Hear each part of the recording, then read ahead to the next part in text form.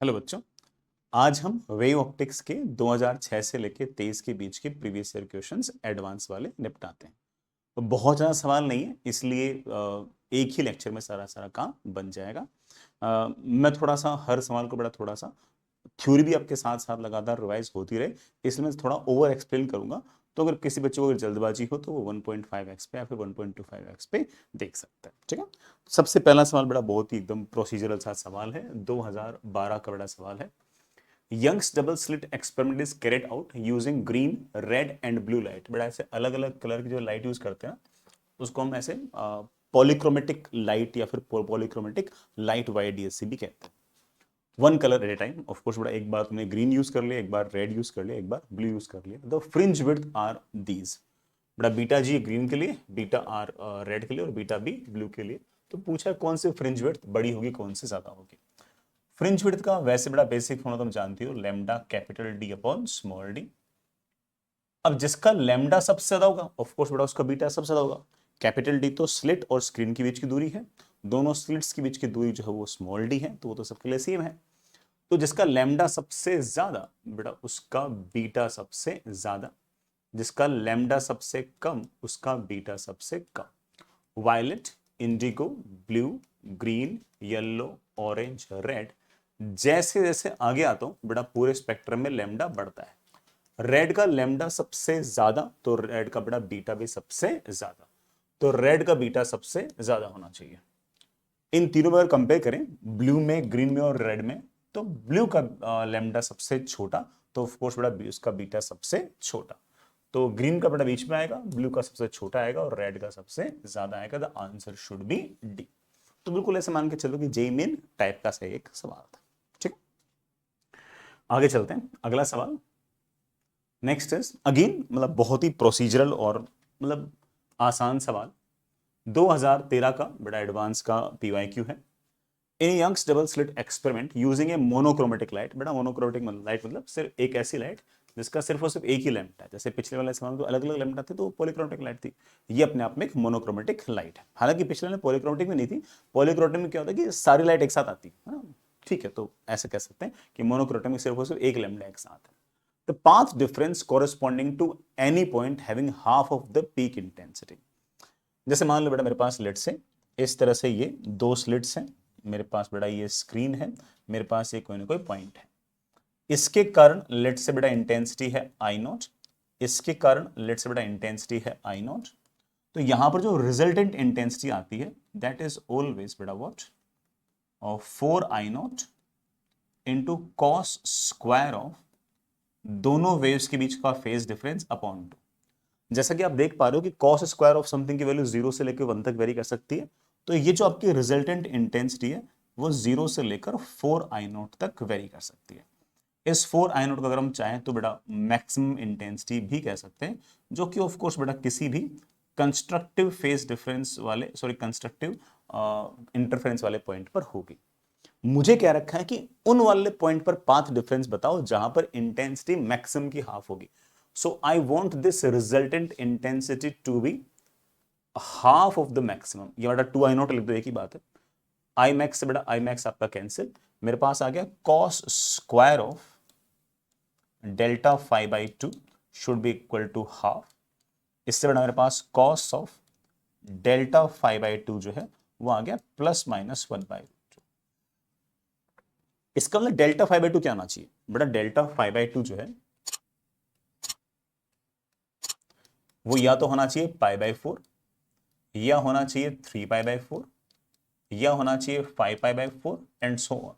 क्योंकि π/4 पर बेटा 1/√2 हो जाएगा, 3π/4 पर -1/√2 हो जाएगा, 5π/4 पर वापस से 1/√2 हो जाएगा, 7π/4 पर वापस से, ऐसे लगातार लगातार चेंज होता रहेगा।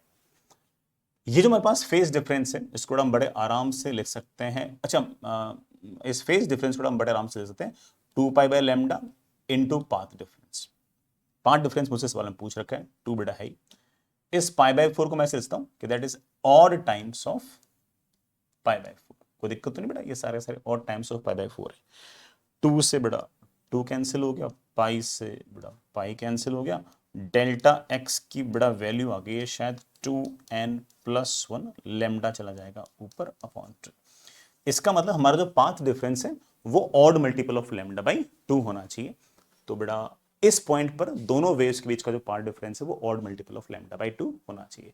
Odd multiple of lambda by 2 बेटा कौन सा ऑप्शन है? Odd multiple of lambda by 2n plus 1 of lambda by 2 is of course A option.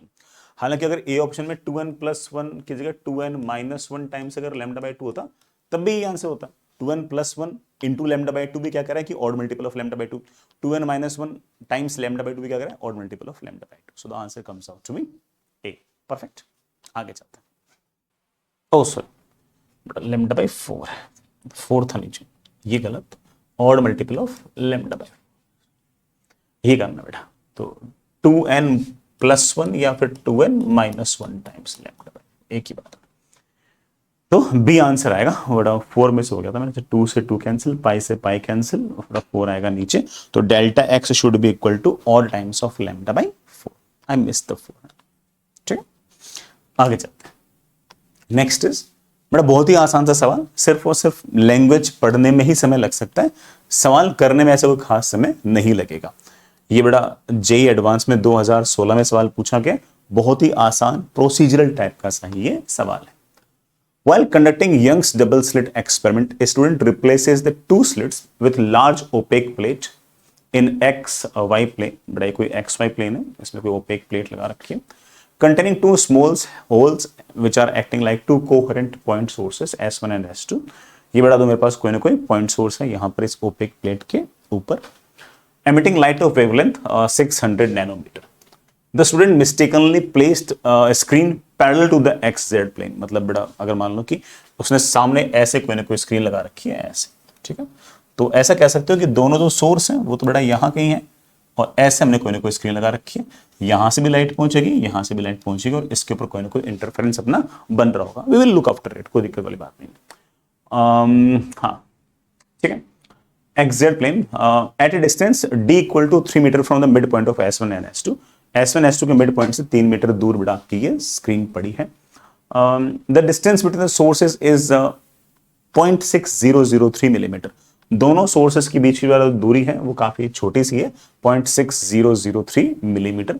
The origin O is at the intersection of the screen and the line joining S1 S2। बड़ा ये आपका origin है। Which of the following statement is are true for the intensity pattern on the screen? More than one correct question। Hyperbolic bright and dark band with foci symmetrically placed about O in the x direction। बड़ा कैसे bright fringes बनेंगे? बड़ा मेरे ख्याल से तो circular fringes बननी चाहिए। लेट मी डिफाइन इट कि ये सर्कुलर फ्रिंजेस ही क्यों बनेंगे। सुनना बेटा इस बात को आराम से। जैसे मान लीजिए कि आपके पास ये कहानी बेटा कि ये आपके पास ओपेक प्लेट, ये आपके पास बेटा सामने की तरफ इस तरह से स्क्रीन, और यहां पर आपके पास दो ऐसे सोर्सेस हैं। बेटा एक होल यहां कर रखा है, एक होल यहां कर रखा है, दो सोर्सेस हैं। इसमें से मेरे पास एक सोर्स है बेटा लेट से S1, ये मेरे पास दूसरा सोर्स है S2। दोनों बिल्कुल नजदीक नजदीक हैं, दोनों के बीच का सेपरेशन लेट से मेरे पास इस तरह से D है। इस स्क्रीन पे लेट से मेरे पास कोई ना कोई पॉइंट P है। इस पॉइंट P पर जो लाइट है वो S1 से भी आएगी और S2 से भी है, ठीक है।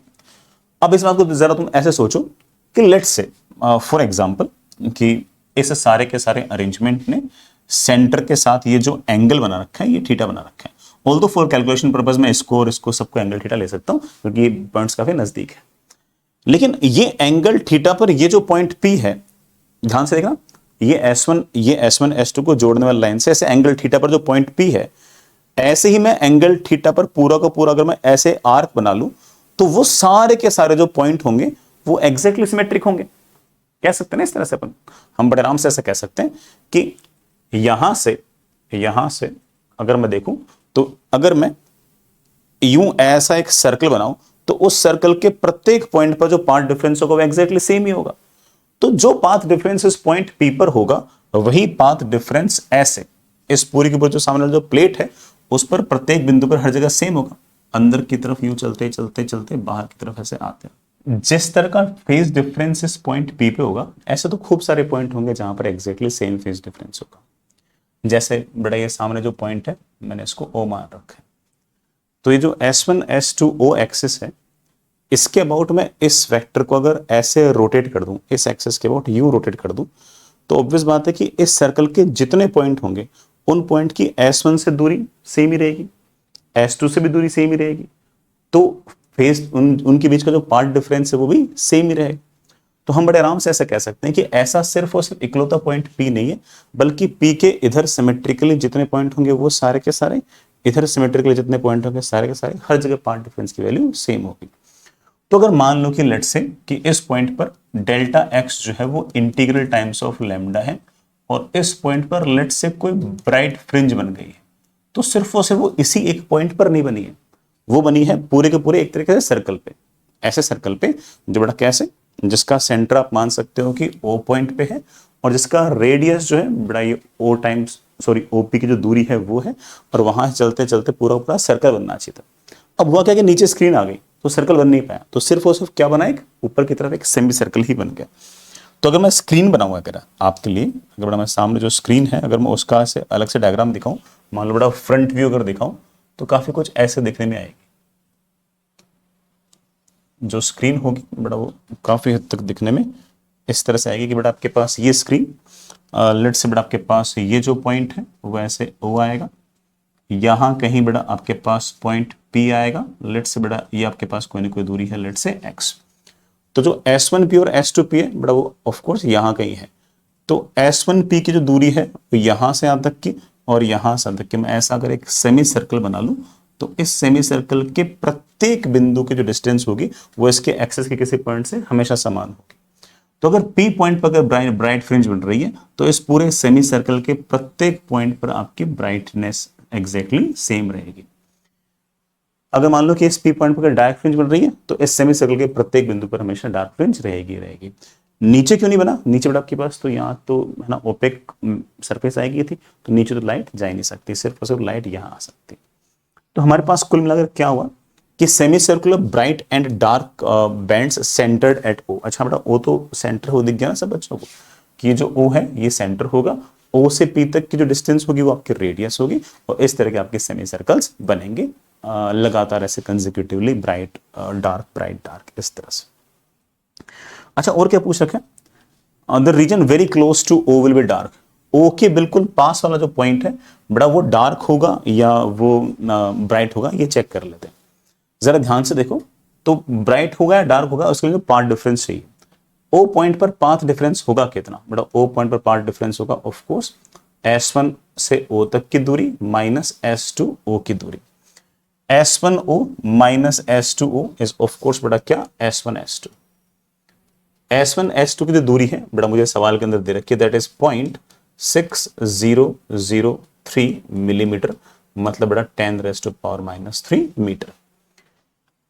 ये मेरे पास आ गया पाथ डिफरेंस। ये पाथ डिफरेंस अगर इंटीग्रल मल्टीपल ऑफ लैम्डा है तो ब्राइट होगा, अगर ऑड मल्टीपल ऑफ λ/2 है तो ऑफ कोर्स बड़ा आपका ये डार्क फ्रिंज। तो एक काम करो, इस डेल्टा एक्स को तुम एक बार के लिए लैम्डा से डिवाइड करके चेक लो कि आता क्या है।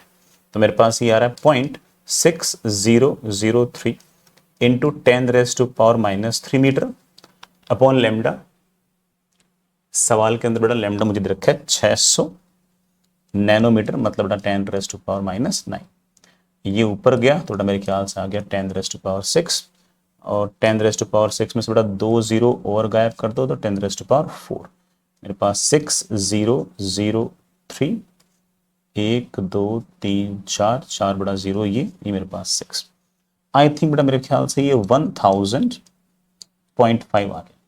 इसका मतलब इस O पॉइंट पर जो आपका डेल्टा एक्स है वो 1000.5 टाइम्स ऑफ लैम्डा है। इसका मतलब कहने का अर्थ ये है कि 1000 plus half times of lambda है, या फिर दूसरे शब्दों में तो ऑड मल्टीपल ऑफ λ/2 है। इसका मतलब O पॉइंट पर दोनों के बीच में जो पार्ट डिफरेंस है वो ऑड मल्टीपल ऑफ λ/2, तो यहाँ पर क्या होगा, डिस्ट्रक्टिव इंटरफेरेंस। डिस्ट्रक्टिव इंटरफेरेंस होगा तो वहां पर बड़ा ब्राइटनेस रहेगी या फिर डार्कनेस रहेगी, ऑफ कोर्स डार्कनेस रहेगी। The region very close to the point O will be dark, बड़ा बिल्कुल सही है। Straight bright and dark bands parallel to Z axis. Z axis जो है बड़ा वो इस तरह की है कि ऐसे डार्क ब्राइट बनेंगे, ऑफ कोर्स नहीं बनेंगे, वो तो बड़ा तब बनते हैं जब सामने स्लिट लगा रखी होती है, वो भी ऐसे आपके पास स्लिट्स होती है। तो आंसर बड़ा कौन से आ गए, B भी सही है आपका, C भी सही, ठीक है।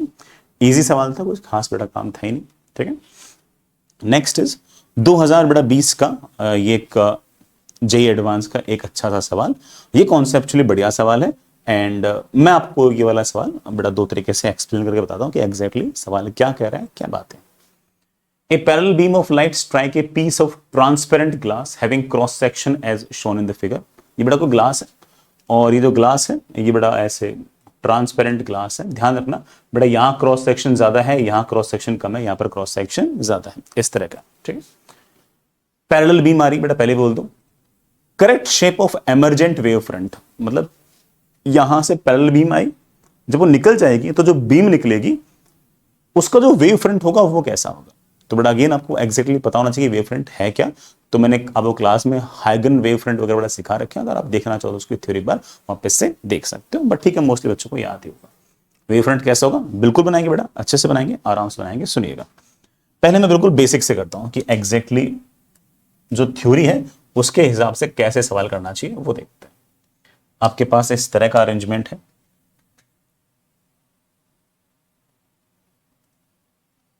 इस तरह का बड़ा शेप है आपके पास, इस तरह से बड़ा कोई पैरेलल बीम आई है, यो इस तरह से बड़ा पैरेलल बीम आई है, इस तरह से। मुझे हालांकि खैर कम ही बनानी चाहिए थी, एक मिनट, यहीं तक बनानी चाहिए। इस तरह से पैरेलल बीम आई, ये जो बड़ा पैरेलल बीम आई है इसका वेव फ्रंट प्लेनार होता है, सब बच्चों को याद ही होगा।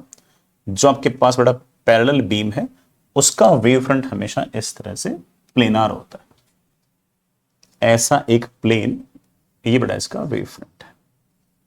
वेव फ्रंट है इस बात का मतलब ये है कि ये वाला पॉइंट, ये वाला पॉइंट, ये वाला पॉइंट सारे के सारे सेम फेज के अंदर ऑसिलेट कर रहे हैं। अब ये वेव फ्रंट क्या होगा कि इस ग्लास के अंदर एंटर करेगा, करने तो कोई दिक्कत नहीं, कोई इश्यू नहीं। जैसे ही ग्लास के अंदर बड़ा ये वेव फ्रंट एंटर करेगा बड़ा वैसे उस वेव फ्रंट की स्पीड कम हो जाएगी, क्योंकि बाहर आपकी जो स्पीड होती है वो c होती है। इस ग्लास का अगर रिफ्रैक्टिव इंडेक्स n है तो ऑफ कोर्स बड़ा स्पीड हो जाएगी आपकी c/n। लेकिन जैसे ग्लास में एंटर करेगा तो ऑफ कोर्स इसकी स्पीड भी कम होगी, इसकी स्पीड भी कम होगी, स्पीड तो सबकी बराबर ही कम होगी। तो जब तक ये आपका वेव फ्रंट यहां कहीं आता है ना, मतलब जब तक आपकी बड़ा रे यहां तक आती है तब तक कोई इशू नहीं है, तब तक कोई इशू नहीं है। तब तक बड़ा ऑफ कोर्स ये वाला पॉइंट, ये वाला पॉइंट, ये वाला पॉइंट बड़ा आपके पास सेम फेज में है और यहां तक भी आपका जो वेव फ्रंट है वो इस तरह से प्लेनार ही है। कहानी में ट्विस्ट आता है इसके बाद, क्यों? क्योंकि ये वाली जो लाइट है ना बड़ा बाहर निकल जाएगी, ये बाहर निकलते इसकी स्पीड हो जाएगी c, लेकिन ये वाली लाइट अभी भी मीडियम के अंदर है, इसकी स्पीड होगी कम। ये वाली जो लाइट है बड़ा अभी भी मीडियम के अंदर, इसकी स्पीड होगी कम। तो ऑफ कोर्स ये ज्यादा चलेगी, ये कम जाएगी, ये लाइट ज्यादा चलेगी, ये कम जाएगी। तो होगा क्या, थोड़ी देर बाद अरेंजमेंट में होगा क्या कि मेरे पास ये बड़ा ग्लास, ये बड़ा मेरे पास अरेंजमेंट, जब तक सारा का सारा अरेंजमेंट बड़ा, जब तक सारे के सारे जो लाइट है वो यहां तक पहुंच रही है तब तक बड़ा सारे के सारे पॉइंट सेम फेज में, सेम लाइन में। यहां पर जब पहुंचे तो सबकी स्पीड कम हो रही है, इसकी भी कम हो रही है, इसकी भी कम हो रही है, सबकी कम हो रही है। लेकिन जैसे इसके आगे आपका वेव फ्रंट गया, ऑब्वियस बात है कि जैसे ही वेव फ्रंट लेट से फॉर एग्जांपल यहां पहुंचा, अब कहानी में ट्विस्ट आएगा। ट्विस्ट क्या आएगा कि इस पॉइंट की बड़ा स्पीड होगी ऑफ कोर्स c, और इस पॉइंट की बड़ा स्पीड होगी c/n, और इस पॉइंट की बड़ा स्पीड होगी c/n। तो जो आपके सारे के सारे पॉइंट सेम फेज में हैं उनमें आप इस बात को नोटिस कर सकते हो कि ये वाला पॉइंट आपका आगे चला जाएगा और ये वाला पॉइंट आपका पीछे रह जाएगा, ये वाला पॉइंट आपका पीछे रह जाएगा। तो जब तक सारा का सारा वेव फ्रंट बाहर निकलेगा तब तक ये वाला पॉइंट और ये वाला पॉइंट थोड़े थोड़े पीछे रह जाएंगे और ये वाला पॉइंट थोड़ा सा आगे रह जाएगा। तो जो फाइनल वेव फ्रंट बनेगा वो कैसे बनेगा? फाइनल वेव फ्रंट आपका ऐसे बनेगा कि जो जो पॉइंट सेम फेज में है, ये लेट से बड़ा यहां कहीं होगा, ये लेट से बड़ा यहां कहीं होगा, और ये वाला जो वेव फ्रंट है ये थोड़ा आगे चल लिया, बड़ा ही आपका थोड़ा सा आगे चल लिया। समझिए इस बात को। तो अब बड़ा इन सबको जोड़ते हुए अगर ध्यान से देखो तो बड़ा हमारे सवाल के अंदर किस तरह का अरेंजमेंट दे रखा है, इस तरह बड़ा कोई ना कोई डायग्राम दे रखा होगा। बड़ा देखना कौन सा डायग्राम, मेरे ख्याल से ए ऑप्शन आपका बड़ा सही आ जाएगा। सॉरी ए या इधर की तरफ से आगे गया, बड़ा ए आपका सही आ जाएगा। ए आपका बड़ा ऑप्शन सही आ जाएगा। तो ये वाला पॉइंट है, ये वाला जो पॉइंट है, ये वाला जो पॉइंट है, ये वाला पॉइंट है, बट आपके सारे के सारे सेम फेज के अंदर है। बस हुआ क्या कि बेटा ये वाला आपका ज्यादा इस मीडियम के अंदर चल लिया। किस मीडियम में? जिसके अंदर स्पीड कम है, तो ये पीछे रह गया। ये वाला बेटा इस मीडियम में ज्यादा चल गया, तो बेटा ये आपका पीछे रह गया। ये दोनों आपके बेटा पीछे रह गए, ये आपका आगे निकल गया। बीच वाला पॉइंट जो है बेटा वो आगे निकल जाना चाहिए। बेटा बीच वाला पॉइंट आगे निकल जाना चाहिए। वो सिर्फ और सिर्फ किस में है? ए में है और सी में है। लेकिन साथ ही साथ बेटा ये भी ध्यान रखना कि हमारा जो शेप है वो इस तरह का आना चाहिए, क्योंकि बेटा ध्यान से देखो हमारे पास ग्लास का शेप भी ऐसा है। ये वाला जो है इसने बेटा ग्लास के अंदर ज्यादा डिस्टेंस ट्रेवल की है, तो ये ज्यादा पीछे रह जाएगा। ये कम पीछे रहेगा, ये और कम पीछे रहेगा। तो स्ट्रेट लाइन नहीं होगी, थोड़ा सा उसका डिफरेंट वर्जन इस तरह से आएगा। ठीक है, अगले सवाल पे चलते हैं। बेटा अगला सवाल थोड़ा सा कॉन्सेप्चुअल टाइप का सवाल है। बेटा इसके अंदर थोड़ी सी न्यूमेरिकल चीजें कम है, और जो हमारा हाइगन प्रिंसिपल है बेटा या फिर हाइगन वेव फ्रंट है उसकी थ्योरी पर बेस्ड है। किसी को बड़ा अगर हाइगन वेव फ्रंट वगैरह नहीं आता तो एक बार क्लास नोट्स को आप ऐसे एक बार जरूर देख लें। मेनली बेटा बात यह है कि आपका जो वेव फ्रंट होता है वो हमेशा आपकी जो लाइट जा रही है उसके एक तरीके से परपेंडिकुलर का एक तरीके से परपेंडिकुलर डायरेक्शन में एक प्लेन मान लो या बड़ा कोई कर्व मान लो, लेकिन ये वो हमेशा आपका जो वेलोसिटी ऑफ लाइट है उसको नॉर्मली स्ट्राइक करता हुआ बड़ा कोई ना कोई सरफेस रहेगा। इसके बेसिस पे एक छोटा सा सवाल पूछ रखा है। सवाल आसान सा है लेकिन कॉन्सेप्चुअल है। किसी को चमक गया तो चमक गया, नहीं चमका तो नहीं चमका। ठीक है, मैं सवाल दो तरीके से बताऊंगा, आप आराम से इत्मीनान से दोनों तरीके सुनना। Parallel beam of light strikes a piece of transparent glass having cross section as shown in the figure. बड़ा ये कोई ग्लास है, ऐसे ट्रांसपेरेंट ग्लास है।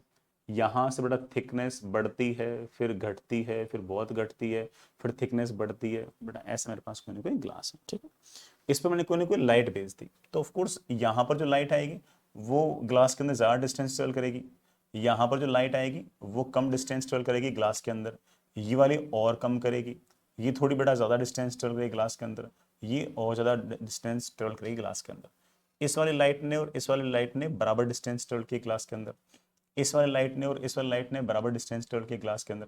इसने सबसे कम किया। तो जैसे ही ग्लास में अलग अलग डिस्टेंसेस ट्रेवल की, इसके कारण इसका वेव फ्रंट चेंज होगा। और सवाल में क्या पूछ रखा है? Correct shape of emergent wave front, जो वेव फ्रंट बाद में निकला उसका शेप कैसा होगा। तो मैं इस सवाल को है ना बेटा दो तरीके से कर रहा हूँ। एक तो बिल्कुल आसान सा तरीका है और एक दूसरा तरीका हुआ है जिससे मैं थ्योरी समझा चुकूं कि बेटा एग्जैक्टली क्या कहानी है।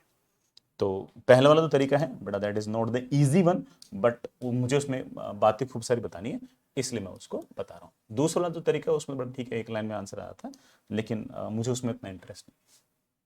उसमें मैं बातें नहीं सिखा सकता ना, इसलिए उसमें तो बस आंसर ही आता। मेरे पास इस तरह का बड़ा आपके पास कोई ना कोई ग्लास है, ऐसे ट्रांसपेरेंट ग्लास। इस ट्रांसपेरेंट ग्लास पे आपने बड़ा क्या किया कि पैरेलल बीम ऑफ लाइट फेंक दी ऐसे। पैरेलल बीम ऑफ लाइट आ रही बेटा ऐसे, ये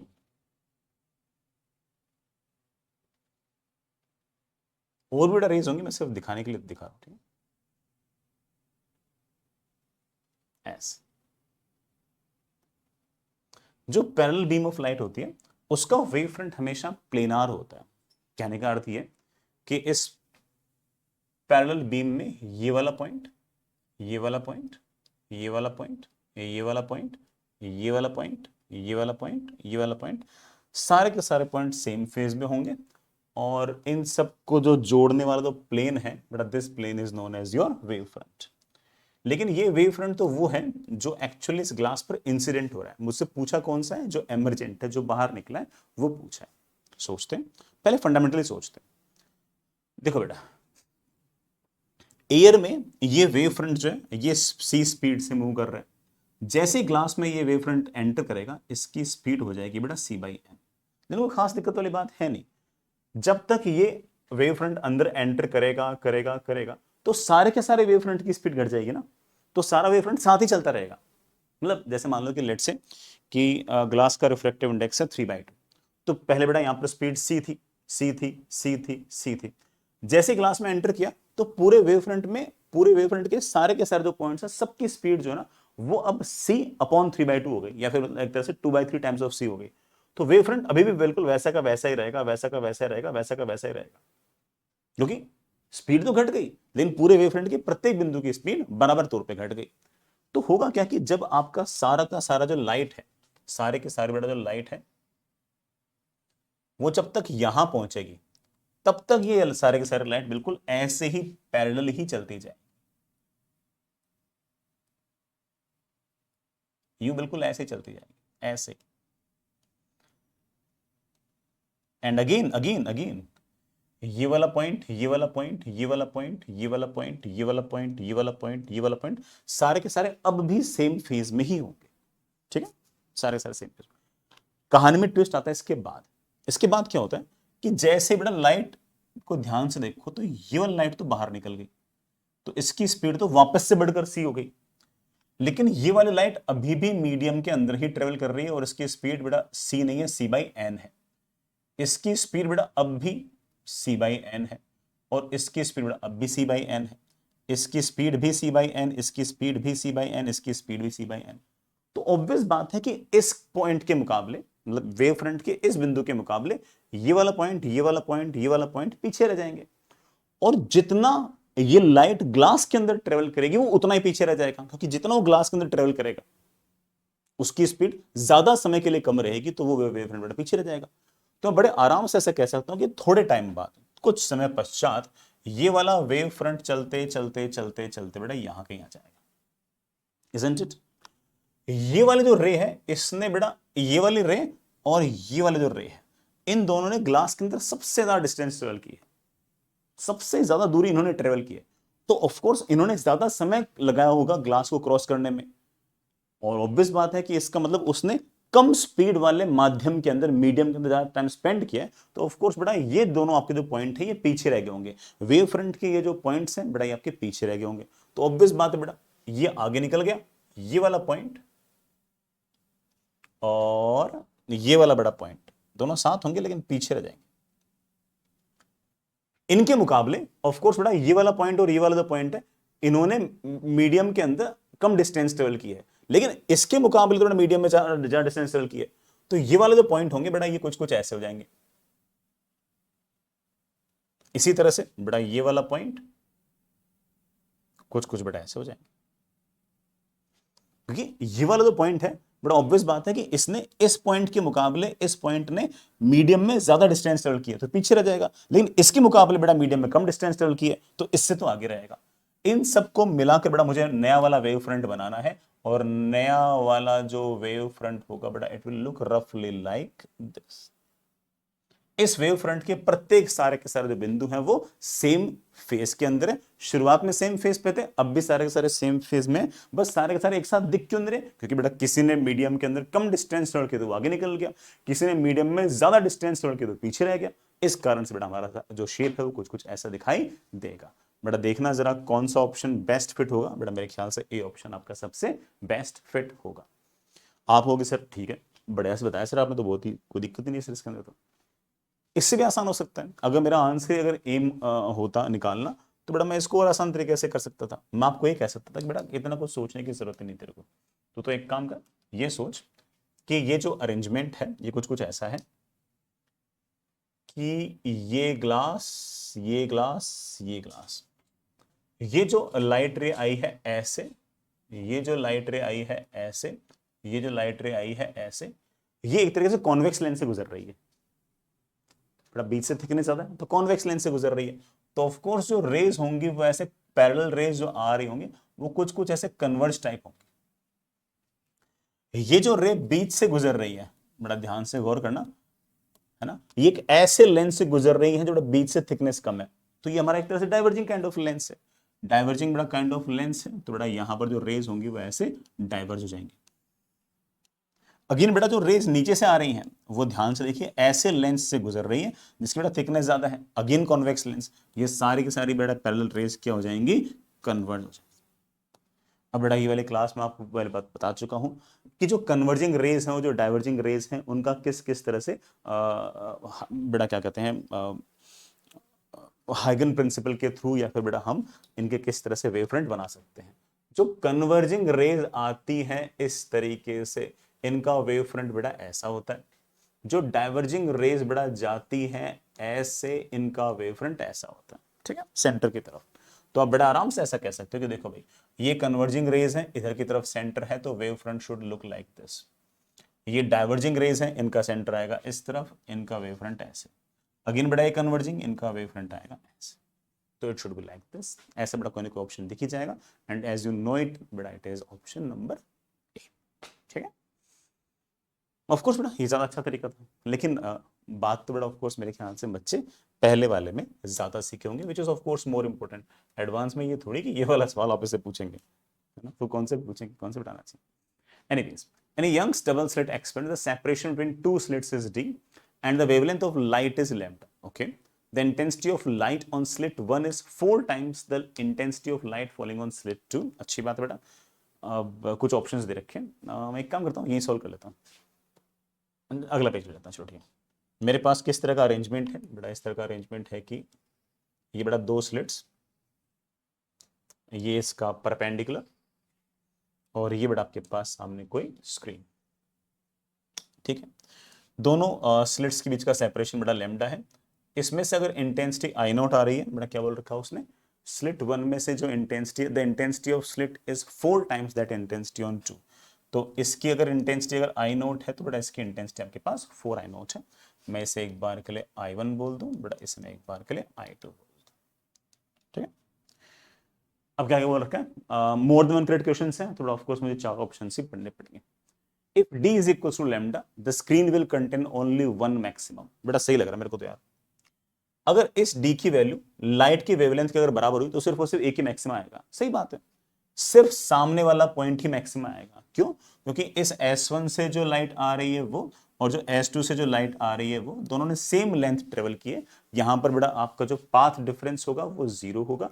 पाथ डिफरेंस बेटा 0 तो फेज डिफरेंस भी 0, और बेटा फेज डिफरेंस अगर 0 तो यहां पर इंटेंसिटी का मैक्सिमा आएगा। सर इसके अलावा कोई पॉइंट हो नहीं सकता क्या? नहीं हो सकता, ऑफ कोर्स नहीं हो सकता। जैसे लेट्स से मेरे पास कोई ना कोई पॉइंट है P, मेरे पास ये, मैं इसको बोल दूं एक बार के लिए S1, मैं इसको एक बार के लिए बोल दूं S2। ये दूरी है S1P, ये बड़ा दूरी है S2P। इस पॉइंट पर जो पाथ डिफरेंस आएगा बेटा that will be of course S2P minus S1P। Triangle के अंदर हम इस बात को जानते हैं कि ट्रायंगल की एक साइड माइनस ट्रायंगल की दूसरी साइड कभी भी ट्रायंगल की तीसरी साइड से ज्यादा नहीं हो सकती। ठीक है, तो ये ऑब्वियस बात है कि it will be less than of what बेटा S1 S2। और S1 S2 अगर ध्यान से देखो तो S1 S2 मुझे लैम्डा दे रखा है, तो इसका मतलब हमारा जो S2P माइनस S1P है वो लैम्डा से छोटा है। इसका मतलब ये पाथ डिफरेंस लैम्डा से छोटा रहेगा। और कंस्ट्रक्टिव इंटरफेरेंस के तो पाथ डिफरेंस क्या होना चाहिए, तो लैम्डा होना चाहिए, या 2 लैम्डा होना चाहिए, या 3 लैम्डा होना चाहिए। लैम्डा ही नहीं है तो लैम्डा, 2 लैम्डा, 3 लैम्डा, 4 लैम्डा तो हो ही नहीं सकता। तो इसका मतलब इस सेंट्रल मैक्सिमा के अलावा और कोई मैक्सिमा पॉसिबल नहीं है। आप सीधा भी कह सकते हो कि सर पाथ डिफरेंस जो है वो मेरे पास होगा d sin theta, it should be equal to n times of lambda constructive interference के लिए। ठीक है, लेकिन हमें जरा ध्यान से देखो, थोड़ा लैम्डा की वैल्यू क्या दे रखी है, d दे रखी है बेटा। d से d क्या हो गया, cancel. sin theta equal to क्या आ गया, n। n तो बड़ा इंटीजर है, n इक्वल टू 0 तो थीटा इक्वल टू 0 आएगा। इसके अलावा कौन सा होगा, चलो n को 1 रखता हूं, तो sin थीटा आ गया 1, तो वो कब आएगा, theta equal to pi by 2 पे। Theta equal to pi by 2 कहां पर होगा, इन्फिनिटी पे। इन्फिनिटी वाले को ऑफ कोर्स हम काउंट नहीं करते हैं क्योंकि इन्फिनिटी तो लाइट पहुंचेगी नहीं। तो सिर्फ और सिर्फ सेंट्रल मैक्सिमम तो है आपके पास। तो आप बड़े आराम से ऐसा कह सकते हो कि d is equal to lambda, the screen will contain only 1 maxima. सही बात है। अगर d की वैल्यू लैम्डा और 2 लैम्डा के बीच में हुई then at least 1 more maximum beside the central maximum will be observe on the screen. बिल्कुल सही लग रहा है। और मैंने ए ऑप्शन जो समझाया उससे तुम्हें बात समझ आ गई होगी कि अगर मान लो कि d की वैल्यू लैम्डा और 2 लैम्डा के बीच में हुई, मान लो कि लेट्स से कि d की जो वैल्यू है वो 1.5 टाइम्स ऑफ लैम्डा हुई, तो फिर तो एक मैक्सिमा और मिल सकता है भाई। S2P minus S1P is less than S1 S2, और जो S1 S2 है बड़ा लेट से क्यों मेरे पास 1.55 ऑफ लैम्डा है, तो S2P माइनस S1P अगर लेस देन 1.55 लैम्डा है तो किसी ने किसी P के लिए S2P माइनस S1P की वैल्यू लैम्डा भी तो हो सकती है।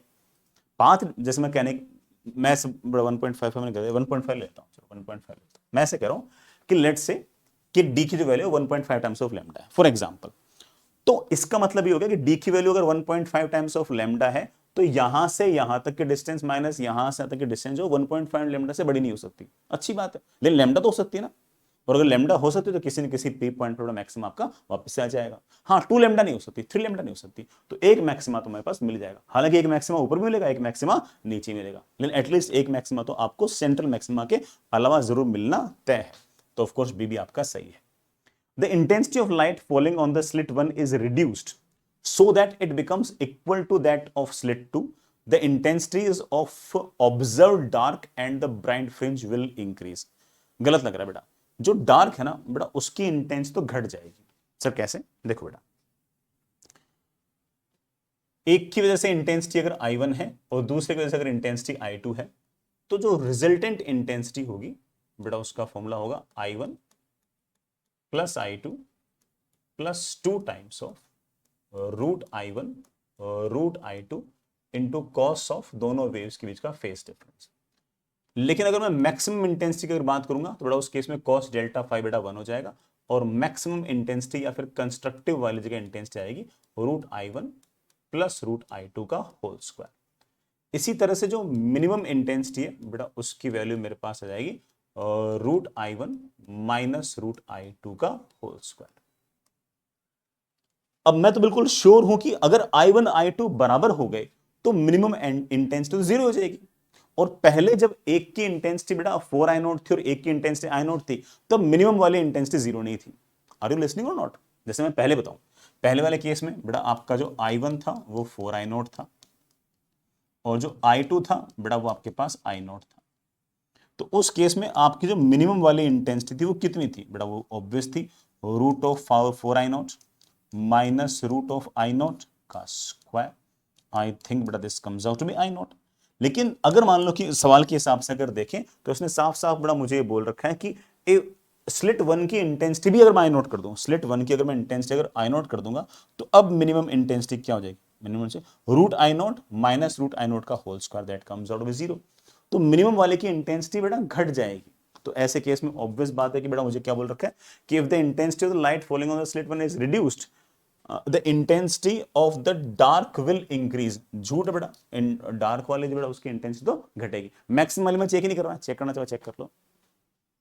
If the intensity of the light falling on the slit 2 is increased so that it becomes equal to that of slit 1, the intensity of the dark and the bright fringe will increase. Again बेटा गलत बात है, अगर मैं slit 2 जो है उसकी intensity अगर बढ़ाऊं है ना, और उसकी भी 4I0 कर दूं, इसकी भी अगर मैं 4I0 कर दूं, इसकी भी अगर मैं 4I0 कर दूं, तो मिनिमम इंटेंसिटी आएगी root 4I0 minus root 4I0 का स्क्वायर। तो क्या जाएगी? 0।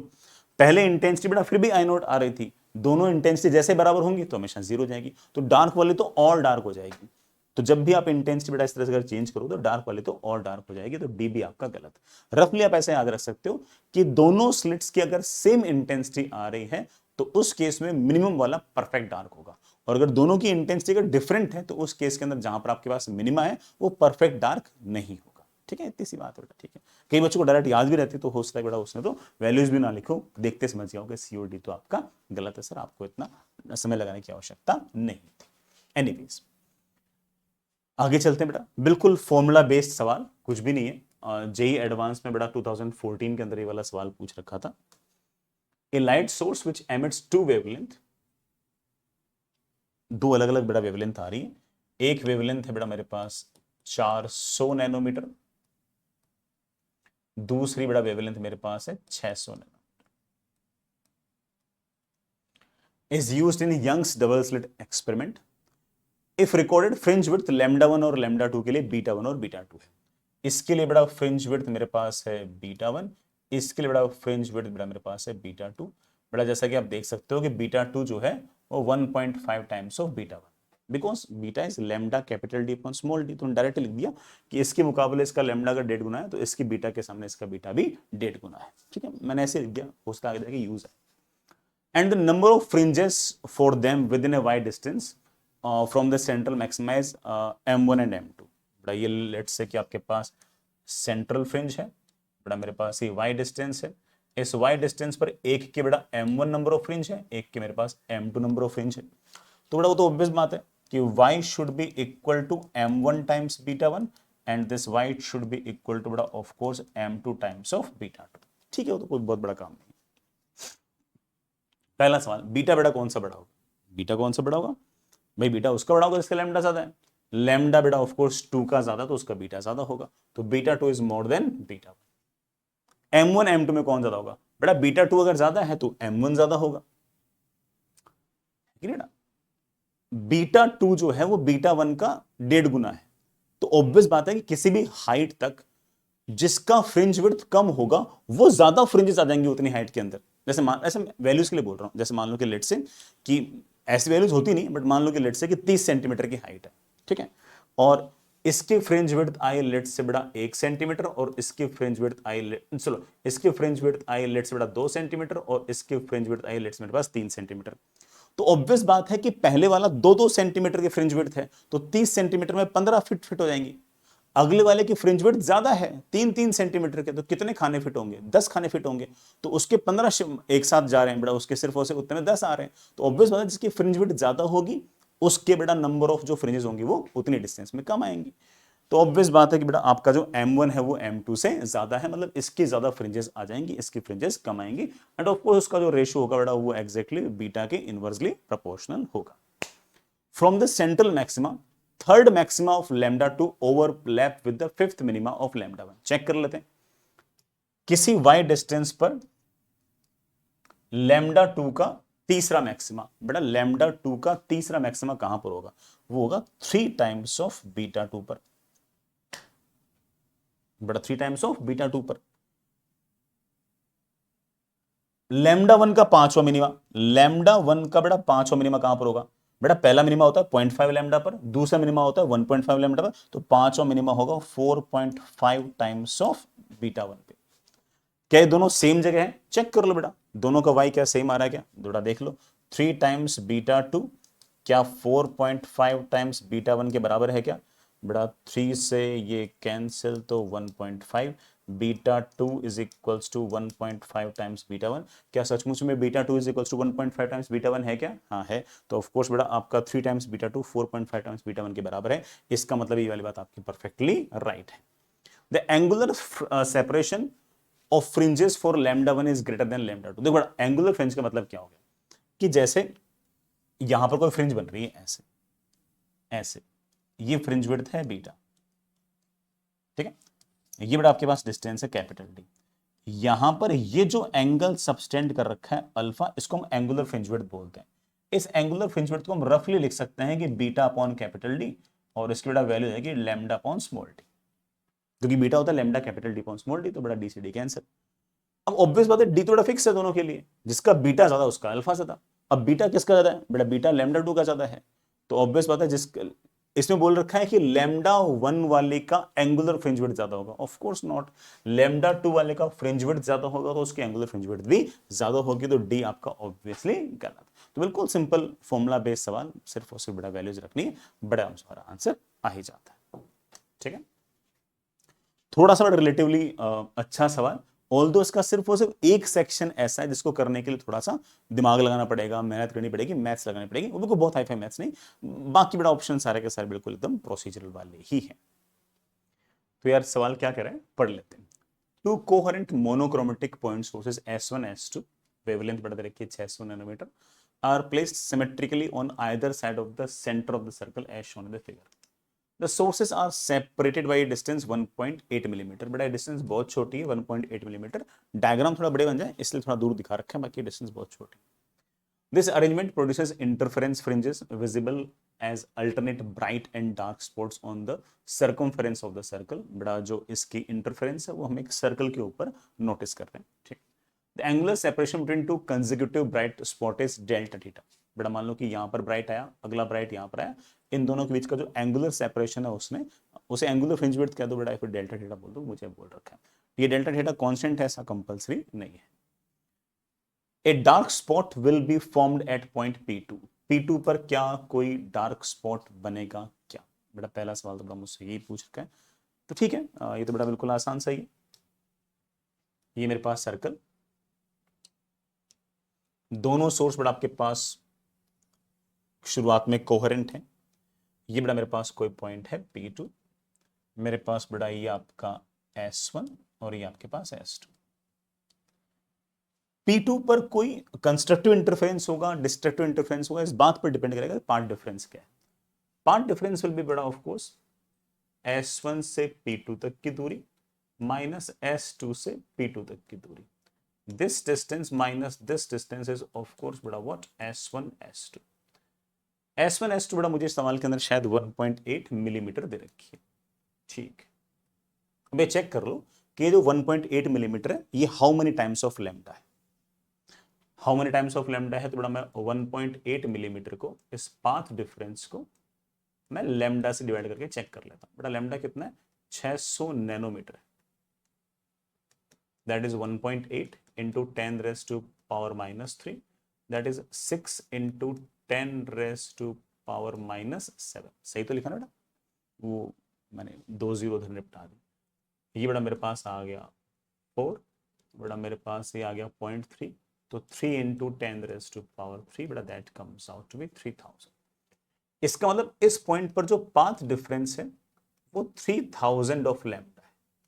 इंपॉर्टेंट ये है कि इंटीग्रल मल्टीपल ऑफ लैम्डा है, और अगर इंटीग्रल मल्टीपल ऑफ लैम्डा है तो ऑब्वियस बात है कि P2 पॉइंट पर तो कंस्ट्रक्टिव इंटरफेरेंस होना तय है।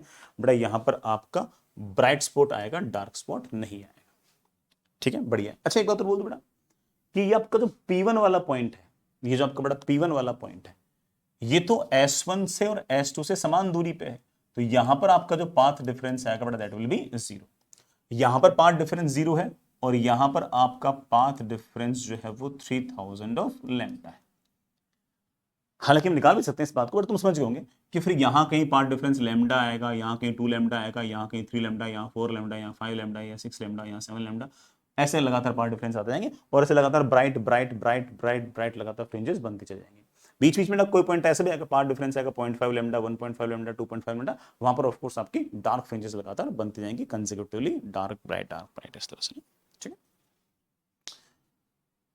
The angular separation between two consecutive bright spot decreases. ये एंगुलर फ्रिंज विड्थ जो है ना, ये लगातार घटेगी अगर मैं P1 से P2 तक मूव करता हूं तो। बड़ा P1 से P2 तक निकालूंगा इसको, बड़ा बाद में देखते हैं। सब at P2 the order of fringe will be maximum. P2 वाले पॉइंट पर फ्रिंज का ऑर्डर मैक्सिमम होगा। ऑब्वियस बात है बेटा, फ्रिंज का ऑर्डर होता है delta X is equals to N times lambda, जहां पर एन सबसे ज्यादा। एन सबसे ज्यादा कहां पर होगा, जहां पार्ट डिफरेंस सबसे ज्यादा होगा, और पार्ट डिफरेंस बेटा ऑफ कोर्स यहीं पर सबसे ज्यादा है, बाकी जगह तो इससे कम ही होगा पार्ट डिफरेंस। भाई इस S1 से P तक की दूरी और S2 से P तक की जो दूरी है वो मैक्सिमम बड़ा कितनी होगी, X1 S2 होगी। तो ऑफ कोर्स बड़ा आपके पास P2 पर जो फ्रिंज विड्थ है, बड़ा फ्रिंज जो है वो मैक्सिमम ऑर्डर की है। सी तो आपका बिल्कुल सही है। The total number of fringes produced between P1 and P2 in the first quadrant is nearly 3000। सही बात है बेटा, यहां पर पार्ट डिफरेंस 0 है, यहां पर लैम्डा है, यहां पर 2 लैम्डा है, यहां पर 3 लैम्डा है, तो ऑफ कोर्स यहां पर मैक्सिमा, यहां मैक्सिमा, यहां मैक्सिमा, यहां मैक्सिमा, यहां मैक्सिमा, यहां मैक्सिमा, यहां मैक्सिमा, यहां मैक्सिमा, ये मैक्सिमा। तो लगभग लगभग कितनी हो गई, 3000 हो गई। इसने नियरली इसलिए बोला क्योंकि बच्चा कंफ्यूज ना हो कि सर इसको कंसिडर करना है नहीं करना। अगर मैं P1 और P2 पर जो मैक्सिमास बने हैं उनको दोनों को अगर मैं इस क्वाड्रेंट में कंसिडर कर लूंगा तो 3001 बनेंगी, लेकिन P1 और P2 में सिर्फ एक को ही अगर मैं कंसिडर करूं तो 3000 बनेंगी। तो बच्चा कंफ्यूज होकर ये ना कहते कि सर 3000 बनेंगी या 3001 बनेगी, तो उसने वो क्लोज टू लिख दिया, तो उसने उन्होंने ऑप्शन अच्छा बना दिया इस चक्कर में। ठीक है, अदरवाइज ऑफ कोर्स बेटा P पर भी पार्ट डिफरेंस 0 है, यहां भी मैक्सिमा है। P2 पर पार्ट डिफरेंस 3000 लैम्डा है, यहां पर भी मैक्सिमा है। बीच में कहीं पर path difference lambda, 2 lambda, 3 lambda, बड़ा कहीं पर 2 टाइम्स 2 इंटू 999 लैम्डा ऐसे होंगे। तो सारे अगर काउंट करूंगा तो 3001 है, अगर मैं P1 P2 दोनों पर जो मैक्सिमम बन रहा है उनको अगर कंसिडर करूं तो। ठीक है, तो ये भी मेरे को बिल्कुल सही लग रहा है। अब सबसे इंपॉर्टेंट चीज है कि एंगुलर फ्रिंज विड्थ जो निकालना है वो कैसे निकालें। देखते हैं बेटा कैसे निकालते हैं एंगुलर फ्रिंज विड्थ। P1 से P2 जा रहा हूं तो बड़ा जानबूझ के मैं एंगल जो P1 से मेजर कर रहा हूं। ठीक है, सुना आपने क्या कहा, मैंने कहा कि एंगुलर फ्रिंज विड्थ जो है वो कैसे कैसे वेरी कर रही है। If I move from P1 to P2, अगर मैं P1 से P2 में जा रहा हूं तो जानबूझकर मैं एंगल कहां से मेजर करूंगा, मैं जानबूझ बेटा जो एंगल है वो जो एंगल है बेटा मैं यहां से P1 से मेजर करूं। ठीक है, करते बेटा, बिल्कुल करते, आसान सा सवाल है, बहुत टफ सवाल। यहां से बेटा एंगल थीटा पर मेरे पास कोई ना कोई पॉइंट है, लेट्स से बड़ा दिस पॉइंट इज P। मेरे पास बेटा दो सोर्सेस हैं, बिल्कुल नजदीक नजदीक बेटा ये सोर्सेस हैं, बहुत दूर नहीं है, बस वो डायग्राम में बेटा थोड़ा दूर दिखा रखा है। एक मेरे पास S1 है, मेरे पास ये S2 है, ये मेरे पास बड़ा S1 है, ये मेरे पास S2। बड़ा एंगल थीटा आप यहाँ से भी ले सकते हो, सिर्फ और सिर्फ इतना अंतर कॉस और साइन का अंतर आएगा और कोई अंतर नहीं आएगा। इस P पॉइंट पर बड़ा मैक्सिमा बनाना है या मिनिमा बनाना है, इसके लिए बेटा मैंने पार्ट डिफरेंस निकालना है। इजी। इस पॉइंट से बेटा आप यहां पर एक परपेंडिकुलर खींच दो। अगर बड़ा वाला पॉइंट बहुत दूर है तो ये दोनों लेंथ द्वारा की लगभग लगभग बराबर सी होंगी। सिर्फ ये आपका पार्ट डिफरेंस है। आप बड़े आराम से ऐसा कह सकते हो कि S1 से P तक की दूरी माइनस S2 से P तक की दूरी अगर मैं करूंगा तो ये तो कॉमन है, खत्म हो जाएगी, ये एक्स्ट्रा दूरी है। और ये एक्स्ट्रा दूरी बेटा कितनी आसान है जरा चेक करना। अगर ये वाला एंगल थीटा तो रफली बेटा ये वाला एंगल भी थीटा, तो ये वाला एंगल आपके पास आ जाएगा 90 माइनस थीटा। ठीक है, ये डिस्टेंस आपके पास d है तो ये आपके पास आ जाएगा d का cos 90 माइनस थीटा, बड़ा that comes out to be d sin थीटा। ये बड़ा आपका पार्ट डिफरेंस है। अगर मुझे यहां पर बड़ा फ्रिंज विड्थ निकालनी है तो ये जो पाथ डिफरेंस आया है d sin थीटा, इसको मैं बड़े आराम से लिख दूंगा n टाइम्स ऑफ लैम्डा।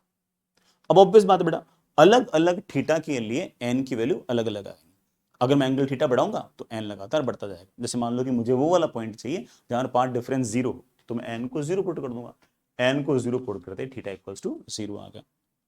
मान लो बेटा मुझे ये वाला मुझे मान लो कि मैक्सिमम वाला चाहिए बेटा, उसके लिए n की वैल्यू 3000 रख दूंगा, उसको सोल्व करके थीटा की वैल्यू मेरे पास 90 आ जाएगी। n की वैल्यू 1 रखूंगा तो थीटा की वैल्यू वो आ जाएगी जहां पर आपका पहला मैक्सिमा है। n की वैल्यू 2 रखूंगा तो बड़ा वो वाला पॉइंट आ जाएगा जहां पर आपका दूसरा मैक्सिमा है। पहला मैक्सिमा और दूसरा मैक्सिमा के बीच का जो सेपरेशन है उसको हमने एंगुलर फ्रिंज विड्थ बोल रखी है। लेकिन जो पहले और दूसरे मैक्सिमा के बीच का जो एंगुलर फ्रिंज विड्थ है और दूसरे और तीसरे के बीच जो एंगुलर फ्रिंज विड्थ है और जो तीसरे और चौथे के बीच जो एंगुलर फ्रिंज विड्थ है, ये एंगुलर फ्रिंज विड्थ हर एक बार बराबर नहीं है। और वही पूछा है कि ये एंगुलर फ्रिंज विड्थ लगातार जैसे जैसे मैं इधर से इधर आऊंगा ये बढ़ेगी घटेगी या उतनी रहेगी। ठीक है, तो सर कैसे निकालोगे? एन की वैल्यूज रखोगे? नहीं, एन की वैल्यूज नहीं रखूंगा, बिना एन की वैल्यूज रखे भी कर लूंगा। एक बार देखना, डी ठीक है बेटा, साइन थीटा को डिफरेंशिएशन कर दो, साइन थीटा का differentiation is cos theta into D theta, और एन का differentiation comes out to be dn into lambda. dn क्या है? Change in N. अब चेंज इन एन में क्या होगा कि कहीं पर लेट्स से कि बेटा एन की वैल्यू लेट्स से कि 2000 हुई तो अगला एन क्या होगा? 2001 होगा। समझ रहे हो? कहीं पर मान लो कि लेट से एन की वैल्यू 1500 हुई तो अगला एन क्या होगा? अगला एन होगा 1501। तो ये जो डीएन है बेटा ये आपका एक तरीके से 1 है, और ये जो डी थीटा है ये उस डीएन के चेंज के लिए जो एंगल का जो चेंज है, भाई पहले जो एंगल थीटा आ रहा है वो और जो अगला थीटा आ रहा है उसका चेंज है। तो ये जो डी थीटा है ये हमारा एक तरीके से डेल्टा थीटा है। तो आप बड़े आराम से ऐसा कह सकते हो कि delta theta is equals to 1 into lambda upon D times cos of theta. बड़ा बन गया अपना सवाल। तो जैसे जैसे आगे जाऊंगा वैसे वैसे ऑफ कोर्स थीटा लगातार बढ़ेगा, तो कॉस थीटा लगातार घटेगा, कॉस थीटा लगातार घटेगा। तो बेटा हमारी जो एक मैक्सिमा और दूसरे मैक्सिमा है उसके बीच का जो एंगुलर फ्रिंज विड्थ है वो लगातार बढ़ेगा। तो it obviously means that the angular fringe width between two consecutive bright spots decreases as we move from P1 to P2। बड़ा बिल्कुल गलत है, बल्कि तो लगातार इंक्रीज हो रहा है। तो बड़ा ऑफ कोर्स बी ऑप्शन आपका गलत है। The answer comes out to be C and D. ठीक है, समझ में आ गया? आगे चल बेटा, मैं तभी कर पाया जब बेटा ऑफ कोर्स है ना एन छोटा ही तो है, डीएन जो है वो 1 है एज कंपेयर टू एन की लार्ज लार्ज वैल्यूज है ना। अगर मान लो कि एन की छोटी वैल्यू होती बेटा फिर तो मैं क्या डिफरेंशिएट करने की वैसे ही आवश्यकता नहीं थी। मान लो एन की वैल्यू 5 ही होती तो एक बार 1 रख के देख लेते, फिर 2 रख के देख लेते, फिर सेपरेशन निकाल लेते, तब भी कर लेते। एन की वैल्यू बड़ी थी इसलिए डिफरेंशिएशन यूज कर लिया है कि नहीं। आगे चलते हैं।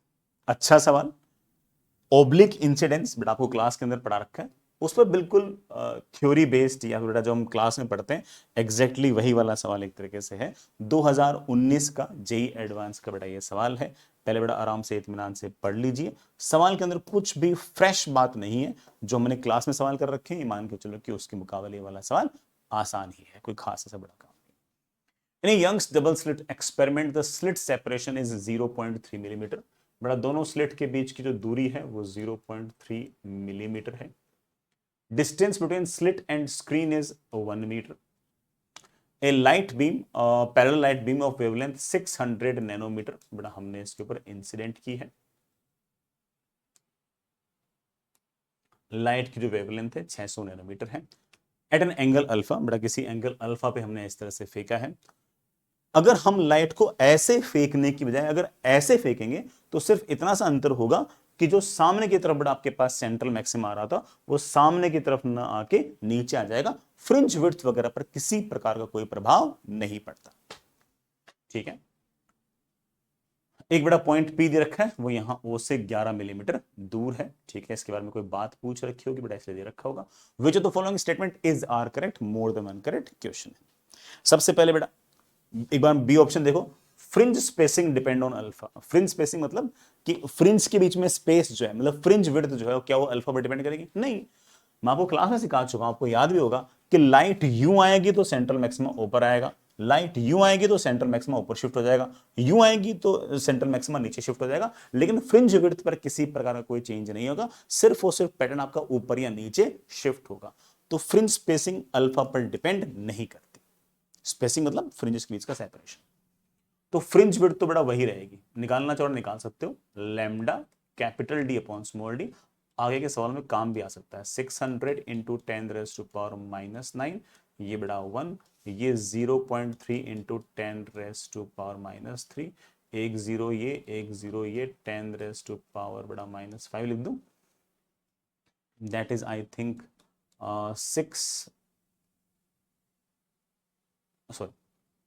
2 मिलीमीटर। बेटा 6 से 3 2 मिलीमीटर मेरे पास फ्रिंज विड्थ था। ठीक है, काम आएगी। अब ए और सी ऑप्शन देखो बेटा, उसमें अल्फा की वैल्यू 0.36 अपॉन पाई दे रखी है, डिग्रीज में है। तो बड़ा ऑफकोर्स पहले उसको रेडियन में कन्वर्ट करो। फिर मुझसे पूछा कि पी पॉइंट पर और ओ पॉइंट पर कंस्ट्रक्टिव इंटरफेरेंस हो गया डिस्ट्रक्टिव होगा, कर लेंगे बेटा। सबसे पहले तो आप इसको रेडियन में कन्वर्ट करो। बेटा रेडियन के अंदर आपके पास आएगा 0.36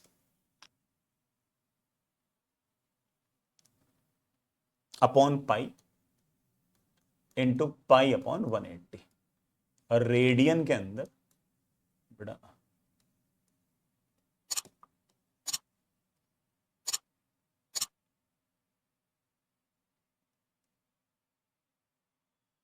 ठीक है, मेरे ख्याल से 1/500 आ गया होगा, या फिर बेटा ऐसे बोल दूं 2 × 10⁻³ रेडियन आ गया।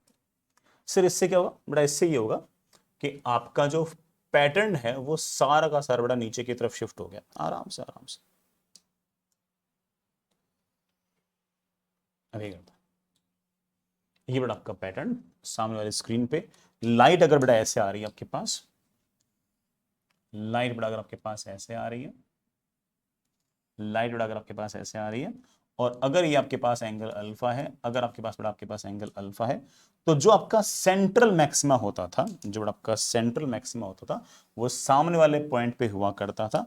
अब अगर ये वाला एंगल अल्फा है, ये वाला एंगल अल्फा है, तो सेंट्रल मैक्सिमा सिर्फ नीचे शिफ्ट हो गया by distance D alpha. D है बेटा 1 मीटर, अल्फा हमने बेटा बड़ी मेहनत से रेडियन में लिख दिया है, 2 × 10⁻³ रेडियन। बड़ा आंसर आ गया 2 × 10⁻³ बेटा, that comes out with 2 millimetre. 2 millimetre बेटा नीचे आपका अब सेंट्रल मैक्सिमा आ गया। अब मेरे ख्याल से सवाल में कुछ खास बचा नहीं।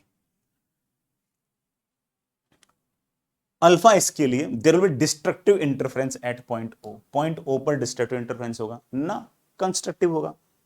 चेक कर लो बेटा, मेरे पास फ्रिंज विड्थ जो है वो बेटा मैं पहले से निकाल चुका हूं, कितनी आएगी 2 मिलीमीटर।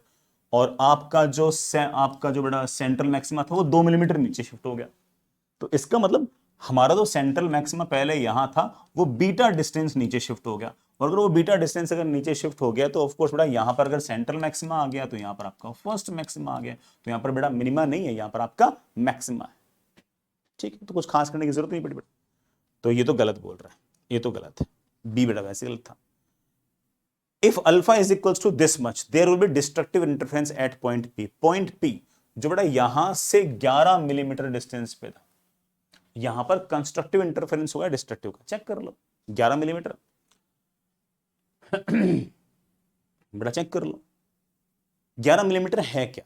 11 मिलीमीटर बेटा मेरे ख्याल से 5.5 टाइम्स ऑफ बीटा है। बेटा बीटा 2 मिलीमीटर था, 5.5 टाइम्स ऑफ बीटा है। यहां से 5.5 टाइम्स है तो सेंट्रल मैक्सिमा से कितना है? 6.5 टाइम्स ऑफ बीटा है कि बेटा? इसका मतलब यहां से 6.5 टाइम्स बीटा दूर कौन होगा? तो आप बोलोगे सर 0.5 बीटा डिस्टेंस दूर, 1.5 बीटा डिस्टेंस दूर, 2.5 बीटा डिस्टेंस दूर तो मिनिमास होते हैं, तो 6.5 डिस्टेंस दूर भी आपका मिनिमा होगा। बल्कि आप तो ये बोलने के लिए रेडी बैठे हो कि सर ये आपका 7th मिनिमा होगा, क्योंकि यहां से 0.5 बीटा डिस्टेंस दूर आपका पहला मिनिमा, 1.5 बीटा डिस्टेंस दूर आपका सेकंड मिनिमा, 2.5 बीटा डिस्टेंस दूर आपका तीसरा मिनिमा, तो 6.5 बीटा डिस्टेंस दूर आपका 7th मिनिमा होगा। कुल मिलाकर बड़ा बात यह है कि मिनिमा होगा या मैक्सिमा होगा, तो ऑफ कोर्स बड़ा वहां पर आपका मिनिमा होगा और वहां पर डिस्ट्रक्टिव इंटरफेरेंस होगा। Option C seems out to be correct. Last option ऊपर लेते हैं, if alpha is equal to 0, alpha अगर 0 बैठो फिर तो रेज यूं ही आ गई।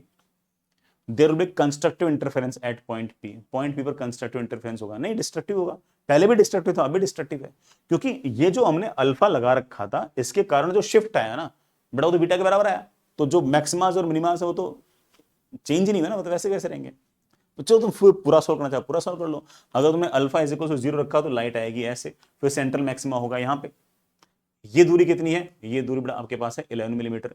11 millimetre is of course 5.5 times of again beta.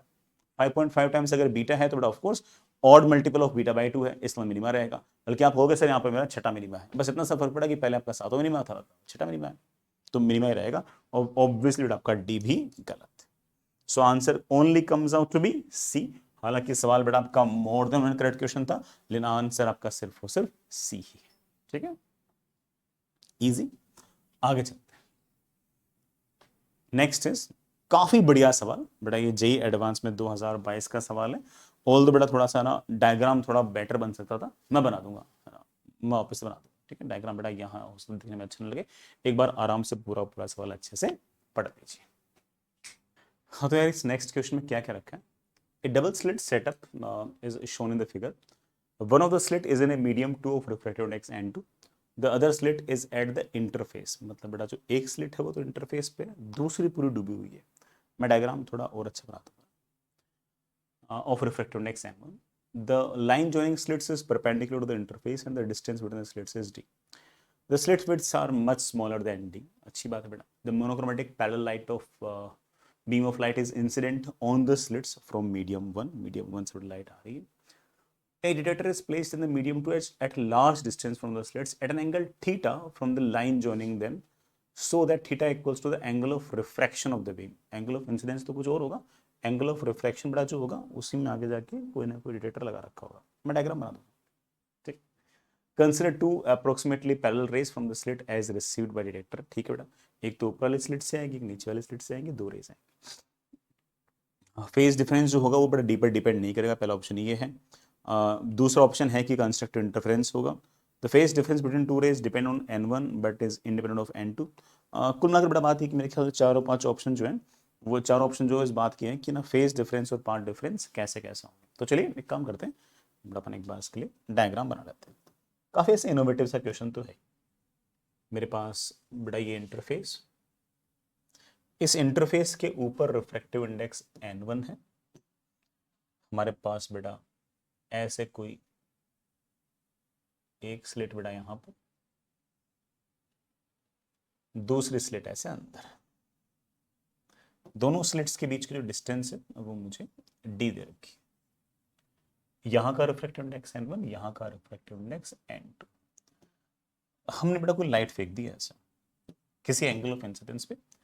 Angle of incidence इतना मुझे कुछ खास दिया हुआ नहीं, जरूरत भी नहीं है। ये मेरे पास कोई ना कोई इंसिडेंट रे है, इसका लेट्स बेटा एंगल ऑफ इंसिडेंस आई है। आई सवाल में दिया हुआ नहीं, ये जरूर दे रखा है कि जैसे ही ये दूसरे मीडियम में एंटर करेगी बेटा वैसे ही आपका जो एंगल ऑफ रिफ्रैक्शन जो है वो एंगल थीटा हो जाएगा। ये बेटा अपने लैंग्वेज में शायद नोटिस कर लिया होगा। एक रे बेटा और आएगी, दूसरी रे बेटा ऐसे आएगी, यूं चलते चलते चलते चलते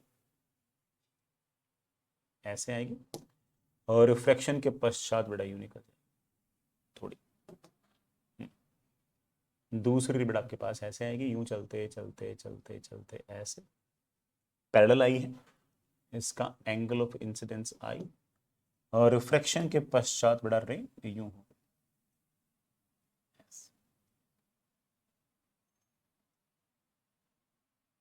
ठीक है। ये दोनों रेस बेटा पैरेलल जा रही है, डायग्राम इतना अच्छा बना नहीं, एक काम करते हैं,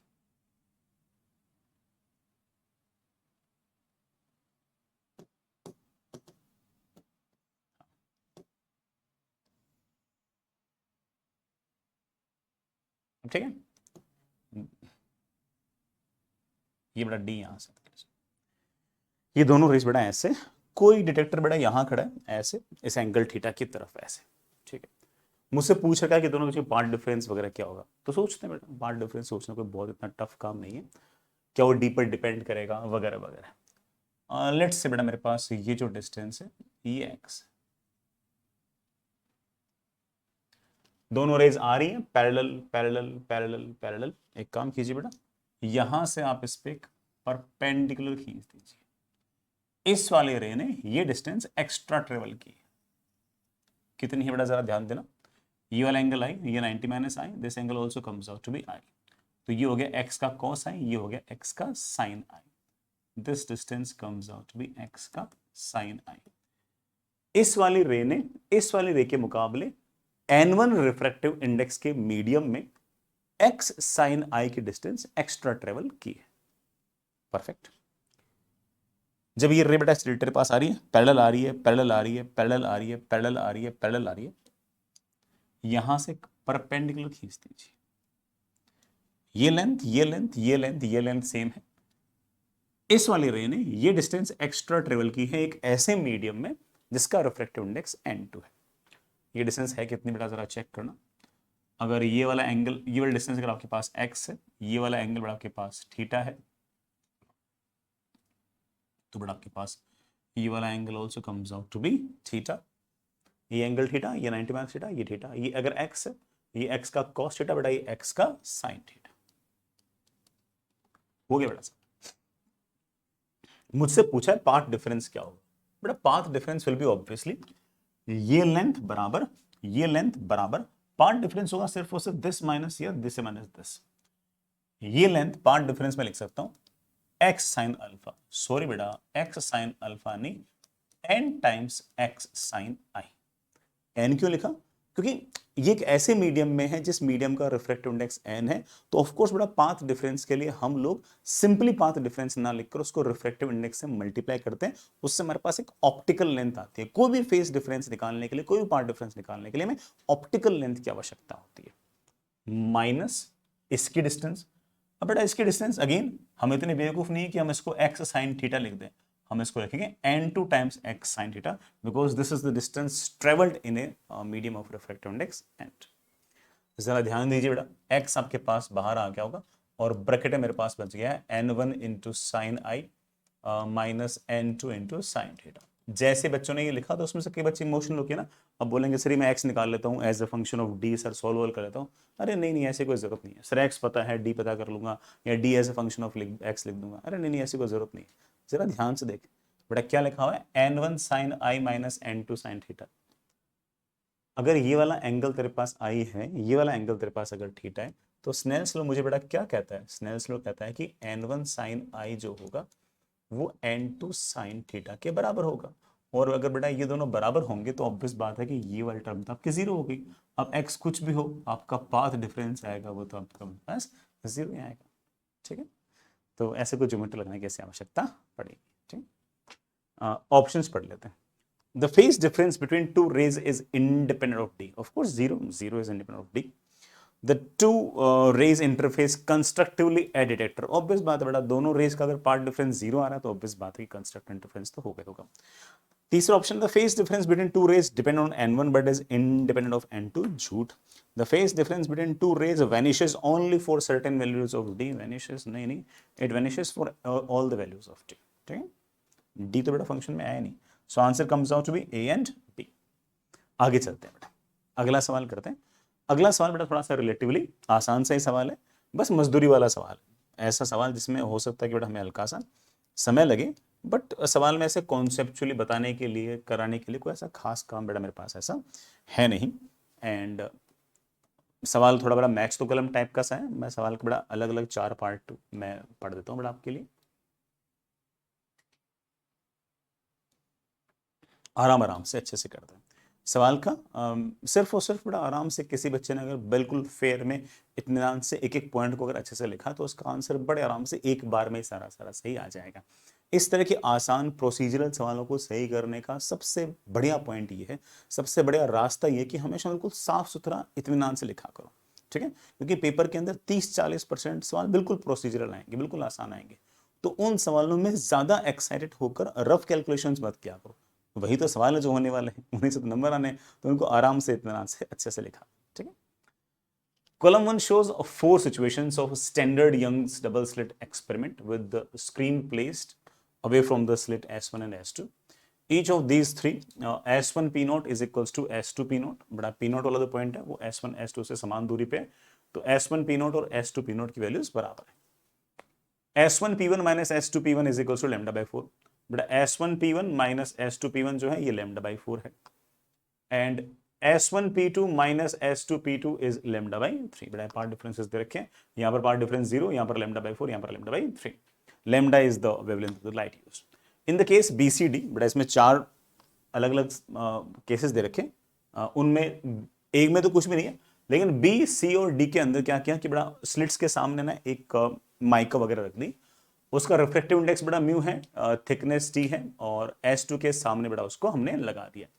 the thickness of the sheet are different in different cases, अलग अलग केस में बड़ा जी जो थिकनेस है वो अलग अलग है, और वो कितनी थिकनेस है वो सवाल के अंदर उन्होंने अलग अलग ऑप्शंस में दे रखी है। The phase difference between the light wave reaching at point P on the screen from the two slits is denoted by delta P। बड़ा phase difference जो है वो डेल्टा P से रिप्रेजेंट कर रखा है। मान लो मुझे P नोट वाले पॉइंट पे चाहिए तो डेल्टा P नोट, मुझे P1 वाले पॉइंट पे फेज डिफरेंस चाहिए तो डेल्टा P1, ठीक है। And the intensity as IP, मतलब अगर इंटेंसिटी चाहिए तो मान लो P नोट वाले पॉइंट पे चाहिए तो IP नोट, P1 वाले पॉइंट पे चाहिए तो IP1, P2 वाले पॉइंट पे चाहिए तो IP2, ऐसे। तो इंटेंसिटी पूछी है, बड़ा ठीक है, अच्छी बात है। Match each situation in column 1 and column 2, बड़ा बड़े आराम से कर देंगे, कोई खास ऐसी दिक्कत मेरे को तो लग नहीं रही है, बड़े आराम से हमारा काम बन जाएगा। सबसे पहले बेटा, सबसे पहले तो अपन ए वाला करते हैं। ए वाले में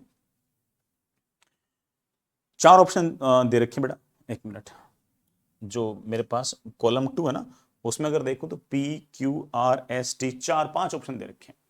पहले वाले में कि P नोट वाले पॉइंट पर फेज डिफरेंस 0 होगा, ऑफ कोर्स बेटा S2 P1 और S1 P1 दोनों लेंथ आपके पास बराबर है, तो यहां पर आपके P नोट वाले पॉइंट पर आपका जो फेज डिफरेंस है वो 0 है, सॉरी पाथ डिफरेंस 0 है, तो फेज डिफरेंस भी आपका 0 है, ऑफ कोर्स बड़ा फेज डिफरेंस 0 है, ठीक है। तो ए में P तो बड़ा बिल्कुल सही है। क्यों क्या कह रहा है कि P1 वाले पॉइंट पर आपका फेज डिफरेंस 0 है? नहीं बेटा बिल्कुल नहीं, बल्कि P1 वाले पॉइंट पर तो उसने खुद ही बोल रखा है कि आपका पाथ डिफरेंस लैम्डा बाई 4 है, तो फेज डिफरेंस आएगा 2 pi by lambda into lambda by 4, तो बेटा जो आपका फेज डिफरेंस आएगा वो पाई बाई 2 आएगा P1 वाले पॉइंट पे, तो ये आपका गलत है, ठीक है। Intensity at P1 equals to 0, P1 पर इंटेंसिटी 0 होगी, वैसे निकालने की आवश्यकता नहीं बेटा, बट मैं कह सकता हूं कि 0 नहीं होगी। 0 इंटेंसिटी वहां होती जहां पर डिस्ट्रक्टिव इंटरफेरेंस होता, डिस्ट्रक्टिव इंटरफेरेंस वहां होता जहां पर आपका फेज डिफरेंस पाई होता, बल्कि P1 वाले पॉइंट पर तो फेज डिफरेंस आपका पाई बाई 2 है, तो बड़ा ऑफ कोर्स आपका आर भी गलत है। अब क्या बोल रखे हैं कि P नोट वाले पॉइंट पर जो इंटेंसिटी है वो P1 वाले पॉइंट से ज्यादा है, ऑफ कोर्स बेटा P नोट वाले पॉइंट पर आपका फेज डिफरेंस है 0 और P1 वाले पॉइंट पर आपका फेज डिफरेंस है पाई बाई 2, तो P नोट वाले पॉइंट पर कंस्ट्रक्टिव इंटरफेरेंस है तो वहां पर इंटेंसिटी ज्यादा होगी। हमारे पास थोड़ा फॉर्मूला भी है कि that is I1 plus I2 plus 2 times root of I1 root of I2 into cos of delta five. एक बार बेटा तुम डेल्टा फाइव को 0 रख के देख लो तो इंटेंसिटी मैक्सिमम आएगी, पाई बाई 2 रख के देखोगे तो इंटेंसिटी ऑफ कोर्स कम आएगी। तो ये तो ऑब्वियस बात है बेटा कि P नोट वाले पॉइंट पर इंटेंसिटी जो है वो P1 से ज्यादा है, तो S भी बेटा आपका सही है। P2 पॉइंट पर इंटेंसिटी P1 से ज्यादा है, टी ऑप्शन कह रहा है कि P2 वाले पॉइंट पर इंटेंसिटी P1 वाले पॉइंट से ज्यादा है, गलत लग रहा है बेटा मुझे।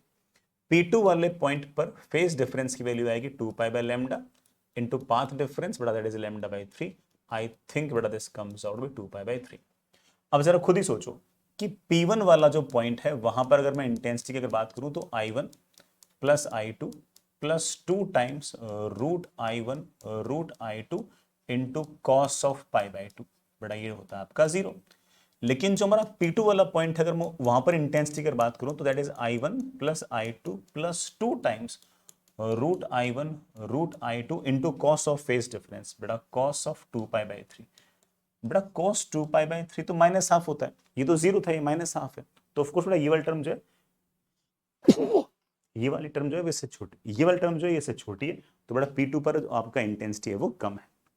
ये बोल रहा है कि P2 पर इंटेंसिटी ज्यादा है, तो ऑफकोर्स बेटा गलत हो गया। ए के बेटा आंसर आ गया आपके पास P एंड S। ऐसे बेटा मुझे बाकी भी निकालना है, तो चलो बी भी करते हैं। अब बी को सोल्व करते हैं। बी वाले में बेटा S2 के सामने हमने ऐसे कोई माइका शीट लगा रखी है और उसका म्यू माइनस 1 इंटू टी जो है वो लैम्डा बाई 4 दे रखा है। कोई चिंता वाली बात नहीं बेटा, कोई इशू नहीं इसके अंदर, बड़े आराम से इत्मीनान से वाला सवाल हो जाएगा। ऐसे मान लीजिए बेटा कोई पॉइंट P है, तो एक लाइट आएगी बेटा S1 से, एक लाइट आएगी S2 से, तो आखिर इस पॉइंट पर आपका पाथ डिफरेंस होगा कितना? आपका पाथ डिफरेंस होगा S1 से P तक की दूरी माइनस S2 से P तक की दूरी। S2 से P तक की जो दूरी है मैंने उसको डैश लगा दिया, डैश इसलिए कि ये जो दूरी है ये दिखने में S2P है, ये देखने में S2P है, एक्चुअल में S2P नहीं है, क्योंकि इसने बीच में एक ऐसे मीडियम में डिस्टेंस ट्रेवल की है जो एयर नहीं कोई और है, तो मुझे वहां पर ऑप्टिकल लेंथ लिखनी पड़ेगी। तो बच्चे बोलेंगे सर एक काम कीजिए, आप इस S1P को तो वैसा का वैसा लिख लो, इस S2P में से एक काम कीजिए, आप इस T को माइनस कर दीजिए। ठीक है बेटा, मैंने इस S2P में से T को माइनस कर दिया, और ये जहां पर T लगा हुआ था ना वहां पर मैंने लिख दिया म्यू T, बड़ा that is your optical length, और मेरे पास आ गया that is S1P minus S2P minus of mu minus 1 into T। ये बड़ा मेरे पास पाथ डिफरेंस ऐसे आ गया। अब चलो अलग अलग पॉइंट की बात करते हैं। पहले बेटा पी नोट वाले पॉइंट पे, पी नोट वाले पॉइंट पर फेज डिफरेंस कितना होगा? बेटा पी नोट वाले पॉइंट पे फेज डिफरेंस तो बात की बात है, पहले पाथ डिफरेंस तो निकाल लूं। बेटा पाथ डिफरेंस आएगा पी नोट वाले पॉइंट पे S1P और S2P दोनों बराबर ही हैं, तो ये वाला टर्म तो 0, वहां पर बेटा आएगा minus of mu minus 1 into t. बेटा ये पाथ डिफरेंस मेरे पास कितना आ गया, और बेटा ये म्यू माइनस 1 इंटू टी बेटा कितना दे रखा है, लैम्डा बाई 4, ये बेटा माइनस लैम्डा बाई 4। किसी ने अगर मुझसे फेज डिफरेंस पूछा तो बेटा of course that is 2 pi by lambda into minus lambda by 4। I think बेटा phase difference comes out minus pi by 2। तो क्या पी नोट वाले पॉइंट पर फेज डिफरेंस 0 है क्या? नहीं, तो इसका पी आंसर तो नहीं है। P1 वाला पॉइंट, बेटा P1 वाले पॉइंट पर मुझे फेज डिफरेंस चाहिए। P1 वाले पॉइंट पर अगर फेज डिफरेंस चाहिए बेटा कितना आएगा, पहले पाथ डिफरेंस निकाल लेता हूं। बेटा पाथ डिफरेंस आएगा S1P माइनस S2P। बेटा S1P माइनस S2P P1 वाले पॉइंट के लिए मुझे दे रखा है lambda by 4 minus mu minus into t. बेटा म्यू माइनस 1 इंटू टी भी मुझे दे रखा है लैम्डा बाई 4। बेटा lambda by 4 minus lambda by 4 कम्स आउट टू बी 0। इसका मतलब P1 वाला जो पॉइंट है बेटा वहां पर आपके पास फेज डिफरेंस है 0, और ऑफ कोर्स बेटा P1 वाले पॉइंट के पर आपके पास मैक्सिमा आना तय है। P1 वाले पॉइंट पर फेज डिफरेंस 0 आएगा, तो बी में और क्यू आंसर तो हो ही गया। आगे चलते हैं। क्या P1 वाले पॉइंट पर इंटेंसिटी 0 होगी? ऑफ कोर्स नॉट, बल्कि P1 वाले पॉइंट पर तो इंटेंसिटी सबसे ज्यादा होगी। बड़ा सोल्व करके मैं टाइम वेस्ट ही करूंगा, कुछ होना जाना तो है नहीं। P नोट वाले पॉइंट पर इंटेंसिटी P1 से ज्यादा होगी। P नोट वाले पॉइंट पर फेज डिफरेंस आया है पाई बाई 2 या माइनस पाई बाई 2 का। P1 वाले पॉइंट पर फेज डिफरेंस आया है 0, तो यहां पर तो कंस्ट्रक्टिव इंटरफेरेंस होगा, यहां पर तो इंटेंसिटी सबसे ज्यादा होगी, यहां पर तो उससे कम ही होगी। तो ऑब्वियस बात है बेटा कि हमारा जो P नोट वाला जो पॉइंट है बेटा वहां पर इंटेंसिटी कम होगी और P1 वाले पॉइंट पे ज्यादा होगी। एस भी आंसर नहीं है। अब P2 और P1 को और कंपेयर कर लेते हैं। बेटा P2 और P1 बेटा अगर निकालना चाहो तो फेज डिफरेंस निकाल लेना, बहुत ही बड़ा काम तो है नहीं। अगर तुम P2 वाले पॉइंट पर बड़ा फेज डिफरेंस निकालना चाहते हो बेटा पहले पार्ट डिफरेंस निकाल लो। पार्ट डिफरेंस कितना आएगा, S1P माइनस S2P, बेटा दैट इज लैम्डा बाई 3 दे रखा है सवाल के अंदर। म्यू माइनस 1 इंटू टी, बेटा मेरे पास वो है लैम्डा बाई 4, ये मेरे पास आ गया लैम्डा बाई 12। इसका अगर मुझे फेज डिफरेंस निकालना बेटा, phase difference is of course 2 pi by lambda into lambda by 12, बेटा that comes out pi by 6। अब यहां पर तुम्हारा हमारा बड़ा फेज डिफरेंस आ रहा है 0, बेटा यहां पर फेज डिफरेंस आ रहा है पाई बाई 6। तो यहां पर तो इंटेंसिटी होगी I1 plus I2 plus 2 times root I1 root I2 cos 0। यहां पर आएगी I1 plus I2 plus 2 times root I1 root I2 cos pi by 6। तो ऑफ कोर्स बेटा P1 पॉइंट में आपकी इंटेंसिटी ज्यादा होगी, P2 वाले पॉइंट में इंटेंसिटी कम होगी। लेकिन ऐसा कुछ करने की जरूरत ही नहीं थी, दिख ही रहा था बेटा में कि P1 वाले पॉइंट पर तो आपका कंस्ट्रक्टिव इंटरफेरेंस है, वहां पर तो मैक्सिमम इंटेंसिटी है ही है। तो ये वाले दोनों ऑप्शन तो गलत होंगे बेटा, P1 पॉइंट पर तो इंटेंसिटी सबसे ज्यादा है और इसमें बोल रखा है कि P1 वाले पॉइंट पर इंटेंसिटी कम है, तो ये बेटा आंसर आना ही नहीं चाहिए। तो मेरे ख्याल से ना बी वाले में सिर्फ और सिर्फ कौन सा आंसर आया, क्यू आया, और कोई आंसर आया नहीं। चलिए बेटा सी पढ़ लेते हैं। लेकिन अब सी वगैरह तो सारे आसान हो गए बेटा, सिर्फ और सिर्फ आपके पास हल्की सी मजदूरी बची है और कुछ नहीं बची। सी वाले पॉइंट में बेटा पाथ डिफरेंस बेटा वापस से वही S1P minus S2P minus of mu minus 1 into T. ये बेटा मैं लास्ट में निकाल चुका हूं, अब ध्यान देना बेटा, है ना। अब म्यू माइनस 1 इंटू टी की जो वैल्यू है बेटा, इस बार मुझे वो लैम्डा बाई 2 दे रखी है सवाल के अंदर। इट्स ओके, कोई दिक्कत नहीं। अब सबसे पहले पी नोट वाला पॉइंट बेटा, ये पी नोट वाला पॉइंट, पी नोट वाले पॉइंट पर पाथ डिफरेंस कितना होगा, ये तो 0 हो गया और ये बेटा मेरे पास माइनस लैम्डा बाई 2 आ गया। बेटा माइनस लैम्डा बाई 2 आ गया, तो फेस डिफरेंस निकालना चाहते हो बेटा, निकालना। फेस डिफरेंस आपके पास जाएगा माइनस पाई। बेटा फेस डिफरेंस माइनस पाई, इसका मतलब आपका डिस्ट्रक्टिव इंटरफेरेंस होगा बेटा, वहां पर आपके पास जो इंटेंसिटी होगी वो मिनिमम होगी। तो पी नोट वाले पॉइंट पर बेटा, क्या पी नोट वाले पॉइंट पर फेस डिफरेंस 0 है क्या, नहीं नहीं 0 नहीं है बेटा, पाई है या माइनस पाई है, ठीक है। तो इसका मतलब बेटा हमारा तो पी नोट वाला जो पॉइंट है बेटा, वहां पर इस बार आपका इंटेंसिटी का मिनिमा, ठीक है। पी नोट का तो सिर्फ यही वाला ऑप्शन था। अब बेटा P1 वाला चेक कर लेते हैं। P1 वाले पॉइंट पे क्या होगा बेटा, P1 वाले पॉइंट पे पाथ डिफरेंस होगा S1P माइनस S2P। बेटा S1P minus S1P, S1P minus S2P मुझे दे रखा है लैम्डा बाई 4 माइनस बेटा ये लैम्डा बाई 2, बेटा मेरे ख्याल से ये आ गया माइनस लैम्डा बाई 4। अगेन बेटा फेस डिफरेंस निकालोगे बेटा, वही आ जाएगा आपके पास माइनस पाई बाई 2, ठीक है, ठीक है। अगर आप P2 निकालना चाहोगे बेटा, P2 पर अगर पाथ डिफरेंस अगर निकालना होगा बेटा, that is of course S1P minus S2P बेटा, that is lambda by 3 minus lambda by 2 बेटा 6 आपके पास ये आ गया, दैट इज 2 माइनस 3 बेटा मेरे ख्याल से आ गया minus lambda by 6। Phase difference की अगर बात करोगे तो 2 पाई बाई लैम्डा इंटू बेटा माइनस लैम्डा बाई 6, लेमडा से बेटा lambda cancel minus pi by 3। ये बेटा पाई बाई 3 एक ही बात, कोस में बेटा चाहे पाई बाई 3 लिखो चाहे माइनस पाई बाई 3 लिखो, बात तो एक ही। बात कर लेते हैं बेटा, बात कर लेते हैं आराम आराम से। सी वाले में पी नोट पॉइंट पर बेटा आपका मिनिमा आ रहा है, अच्छी बात है, ठीक है। अब P1 वाले पॉइंट पे क्या इंटेंसिटी 0 है क्या, नहीं नहीं नहीं। P1 वाला जो पॉइंट है बेटा, वहां पर मेरे पास फेस डिफरेंस जो है वो पाई बाई 2 है बेटा, वहां पर इंटेंसिटी 0 नहीं है, बल्कि I1 plus I2 plus 2 times root I1 I2 into cos pi by 2, तो वो I1 प्लस I2 बच जाएगा, ठीक। तो आपका बेटा ये भी गलत हो गया, ये तो गलत था ही, ये तो बड़ा गलत था ही, है ना। फेस डिफरेंस एट P1 भी बड़ा 0 गलत हो गया, ये भी आपका गलत हो गया। इन दोनों को और चेक कर लेते हैं। पी नोट वाले पॉइंट पर इंटेंसिटी जो है बेटा, वो P1 वाले पॉइंट से क्या ज्यादा है क्या, नहीं ऑफ कोर्स नहीं, बल्कि पी नोट वाले पॉइंट पर इंटेंसिटी सबसे कम है, गलत है बेटा, झूठ बोल रहा है। P2 और P1 वाले पॉइंट पर बेटा इंटेंसिटी कहां पर ज्यादा होगी बेटा, P2 और P1 वाले पॉइंट पर कहां पर इंटेंसिटी ज्यादा होगी। अब तुम ये चेक कर लो कि बेटा P2 और P3 के अंदर इसमें आएगा आपके पास cos पाई बाई 2 की टर्म बेटा कितनी, 0। इसमें आएगी cos पाई बाई 3 की टर्म बेटा, वो cos पाई बाई 3 की बेटा जी टर्म कितनी आ जाएगी मेरे ख्याल से हाफ। ऑफ कोर्स बेटा यहां पर cos डेल्टा फाइव बड़ा है, पर cos डेल्टा फाइव छोटा है, तो P2 पर बेटा आपकी इंटेंसिटी ज्यादा है बेटा। P2 पर अगर आपकी इंटेंसिटी अगर ज्यादा है तो T इससे मैच कर जाएगा, तो इससे बेटा सिर्फ और सिर्फ कौन से मैच किया, T मैच किया, बाकी तो गलत हो गया था, सिर्फ और सिर्फ आपका T मैच किया, परफेक्ट है। मैंने बेटा बाकी नहीं देखा, I1 plus I2 plus 2 times root I1 I2 तो सेम थे, सिर्फ और सिर्फ cos डेल्टा फाइव चेक कर लिया। इसमें बेटा cos डेल्टा फाइव में डेल्टा फाइव को बेटा पाई बाई 3 रख दो, इसमें cos डेल्टा फाइव में बेटा डेल्टा फाइव को पाई बाई 2 रख दो, देख लो cos पाई बाई 2 बेटा 0 होगा, cos पाई बाई 3 बेटा आपका कितना हाफ होगा, तो ऑब्वियस बात है कि बेटा ये वाली टर्म आपकी बड़ी आएगी, तो बेटा P2 पर आपकी इंटेंसिटी ज्यादा आएगी as compare to P1। Last कर लेते हैं बेटा, लास्ट वाले में, लास्ट वाले में मुझे साफ साफ बोल रखा कि बेटा म्यू माइनस 1 इंटू टी जो 3 लैम्डा बाई 4 है, अच्छी बात है बेटा। अगर तुम मुझसे पाथ डिफरेंस अगर पूछ रहे हो, that is S1P minus S2P minus of mu minus one into t. बेटा mu minus one into t बेटा मुझे दे रखा है 3 लैम्डा बाई 4। चलो बेटा फिर से पी नोट वाले पॉइंट को चेक करें। बेटा पी नोट वाले पॉइंट में ये वाला टर्म 0, तो आपके पास पाथ डिफरेंस जो है वो बेटा -3 लैम्डा बाई 4 आ जाएगा। अगर आपने फेस डिफरेंस पूछा तो 2 पाई बाई लैम्डा इंटू बेटा 3 लैम्डा बाई 4। बेटा माइनस लिखो नहीं लिखो कोई फर्क नहीं पड़ता, लैम्डा से बेटा लैम्डा कैंसिल। क्या आंसर आ गया बेटा 3 पाई बाई 2। ये मेरे पास फेस डिफरेंस आ गया। अगर मैं P1 वाले पॉइंट की अगर बात करूं, बड़ा P1 वाले पॉइंट पर S1P माइनस S2P, वो बड़ा मुझे लैम्डा बाई 4 दे रखा था, -3 लैम्डा बाई 4।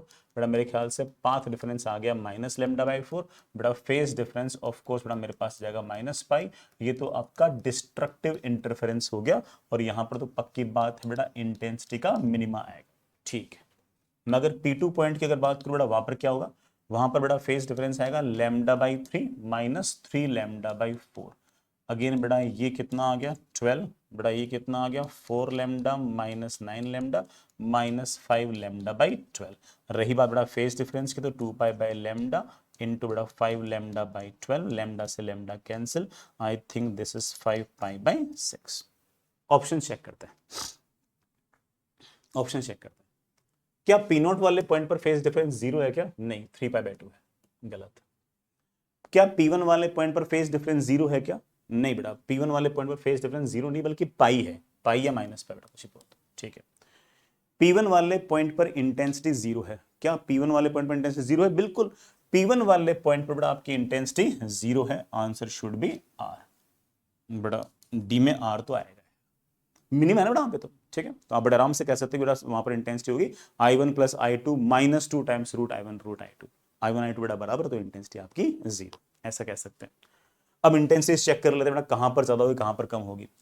P नोट और P1 वाले पॉइंट पे, अरे बेटा तो खुद ही बोल चुका कि P1 वाले पॉइंट पर इंटेंसिटी 0 होगी, तो P नोट वाले पॉइंट पर इंटेंसिटी उससे तो ज्यादा होगी ना भाई। P नोट वाले पॉइंट पर बेटा फेस डिफरेंस 3 पाई बाई 2 आ रहा है, यहाँ फेस डिफरेंस बेटा माइनस पाई आ रहा है, cos पाई बेटा -1 होगा और cos 3 पाई बाई 2 बेटा 0 होगा, तो यहाँ पर इंटेंसिटी कम होगी, यहाँ पर इंटेंसिटी ज्यादा होगी, तो P नोट वाले पॉइंट पर इंटेंसिटी आपकी ज्यादा होगी, तो S भी आपका सही।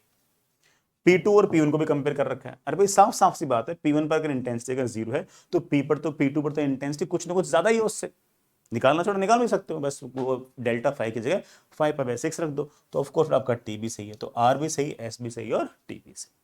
तो बड़े आराम से इत्मीनान से करने, बड़े आराम से सवाल बनी जाता है। हालांकि मैंने थोड़ा डिटेल में किया, बच्चा जब सवाल कर रहा होगा तो बड़ा ऑफ कोर्स फटाफट फटाफट वैल्यूज रख के जल्दी जल्दी आंसर निकाल लेगा। मैं तो बड़ा ठीक है वैल्यूज ये आई वो आई, अदरवाइज उसको दिख जाता है कि हाँ जहां जहां पाई आ रहा है वहां पर कंस्ट्रक्टिव इंटरफेरेंस, जहां 0 2 पाई आ रहा है वहां पर कंस्ट्रक्टिव इंटरफेरेंस, जहां पर पाई 3 पाई आ रहा है वहां पर डिस्ट्रक्टिव इंटरफेरेंस, वो तो फटाफट जल्दी जल्दी कंपेयर कर ही लेगा। ठीक है बच्चों, आगे चलते हैं। नेक्स्ट इज ये बड़ा अगेन एक हाइगन प्रिंसिपल का एक सवाल, बहुत ही आसान सवाल है, मतलब मेरे ख्याल से one of the most easiest comprehension जो आज तक बड़ा जेई ने पूछा है। ये जेई एडवांस 2007 का बड़ा सवाल है। डायग्राम बेटा हो सकता है कि थोड़ा सा उन्होंने अच्छा ना बनाया, मैं बना दूँ। ठीक, तो करते बेटा इसको डिस्कस करते हैं कि एग्जैक्टली क्या कहानी है। बहुत आसान सवाल है, बहुत आसान सवाल है। ठीक, figure shows xy separating two medium 1 and medium 2, the line ABCD represents wave front. बड़ा ये अपने आप में एक वेव फ्रंट है AB, ये अपने आप में एक वेव फ्रंट है CD, बड़ा एक वेव फ्रंट है EF, ये बड़ा एक वेव फ्रंट है GH। The lines EF GH represent wave front, ठीक है, अलग अलग। लाइट ट्रेवल्स है, बड़ा लाइट कैसे ट्रेवल कर रही है मैं बता चुका बड़ा आपको। जब भी इस तरह के प्लेनार वेव फ्रंट होंगे तो इसका मतलब बड़ा लाइट कैसे ट्रेवल कर रही है, पैरेलली। ये बड़ा आपका वेव फ्रंट पैरेलल है, पैरेलल है, तो इसका मतलब बड़ा वेव फ्रंट कैसा होगा, सोडा वेव फ्रंट अगर प्लेनार है तो रे कैसे होगी, पैरेलल बीम होगी, पैरेलल बीम होगी, और ऑफ कोर्स वेव फ्रंट की परपेंडिकुलर होगी। तो parallel beam in each medium, मैं फिर से बोल दूं बेटा, मीडियम 1 में अगर आपका वेव फ्रंट ऐसे है, प्लेनार है, तो आपके पास पैरेलल बीम ऑफ लाइट होगी ऐसे। दूसरे मीडियम में बेटा अगर आपके पास लाइट ऐसे है, अगेन लाइट नहीं सॉरी, अगर आपके पास वेव फ्रंट ऐसे है तो लाइट बेटा ऑफ कोर्स उसके परपेंडिकुलर डायरेक्शन में यूं जाती हुई पैरेलल बीम, पैरेलल बीम। तो parallel beam in both the mediums, answer comes out to be A. दूसरा सवाल अगेन बेटा बहुत ही सिली सा क्वेश्चन पूछ रखा है, आई डोंट नो कि इतना आसान कैसे पूछ लिया।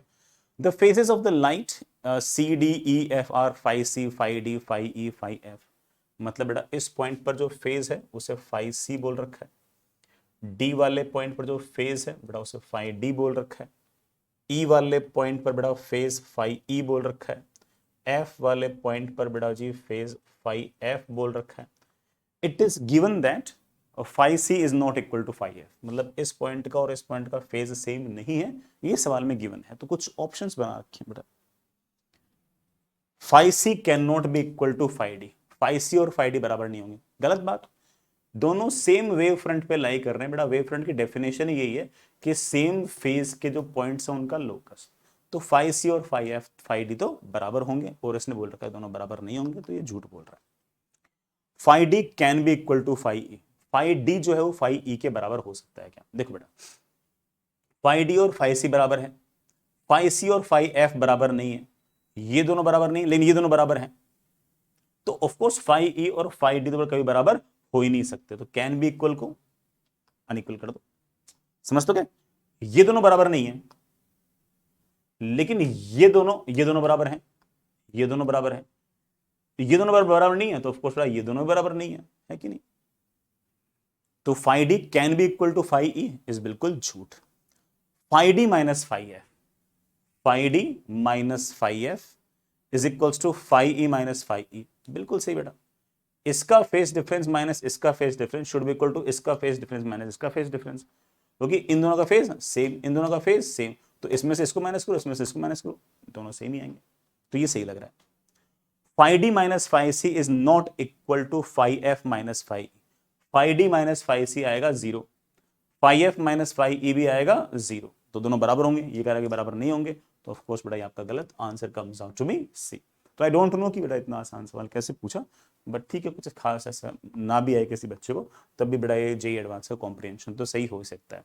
कॉम्प्रिहेंशन का तीसरा पार्ट बेटा अगेन बहुत ही आसान सा सवाल है, ये बड़ा मीडियम वन, ये बड़ा आपके पास मीडियम टू। मुझसे क्या पूछा है, स्पीड ऑफ लाइट जो है वो मीडियम वन और मीडियम टू में कैसी होगी, तो बड़ा देखना पड़ेगा कि रे कैसे बैंड हुई है। सर रे तो बना ही रखा, बना तो सर आपने वेव फ्रंट रखा है, बड़ा वेव फ्रंट बना रखा है तो रे बन जाएगी। आपके पास ये मीडियम वन, ये बड़ा मीडियम टू, मीडियम वन के अंदर बड़ा आपको जो रेस दे रखी है ना वो कुछ कुछ ऐसे दे रखी है, ऐसे, तो वेव फ्रंट ऐसे दे रखा है, तो रे कैसे आएगी बेटा? रे ऑफ कोर्स इसके बड़ा परपेंडिकुलर आएगी ऐसे, यू, ठीक है। अब जैसे ही दूसरे मीडियम में एंटर हुआ बेटा, जैसे दूसरे मीडियम के अंदर एंटर हुआ तो आपको जो रेस दे रखी है बेटा वो ऐसे दे रखी है,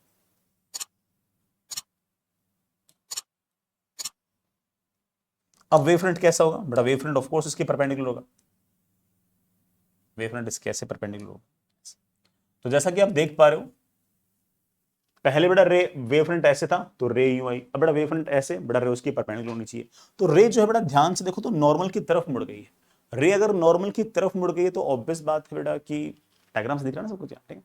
और अगर रे अगर नॉर्मल की तरफ मुड़ गई है तो यहाँ पर रिफ्रैक्टिव इंडेक्स आपका ज्यादा है, और अगर आपके पास बेटा अगर रिफ्रैक्टिव इंडेक्स अगर ज्यादा है तो ऑफकोर्स बेटा स्पीड आपकी कम है।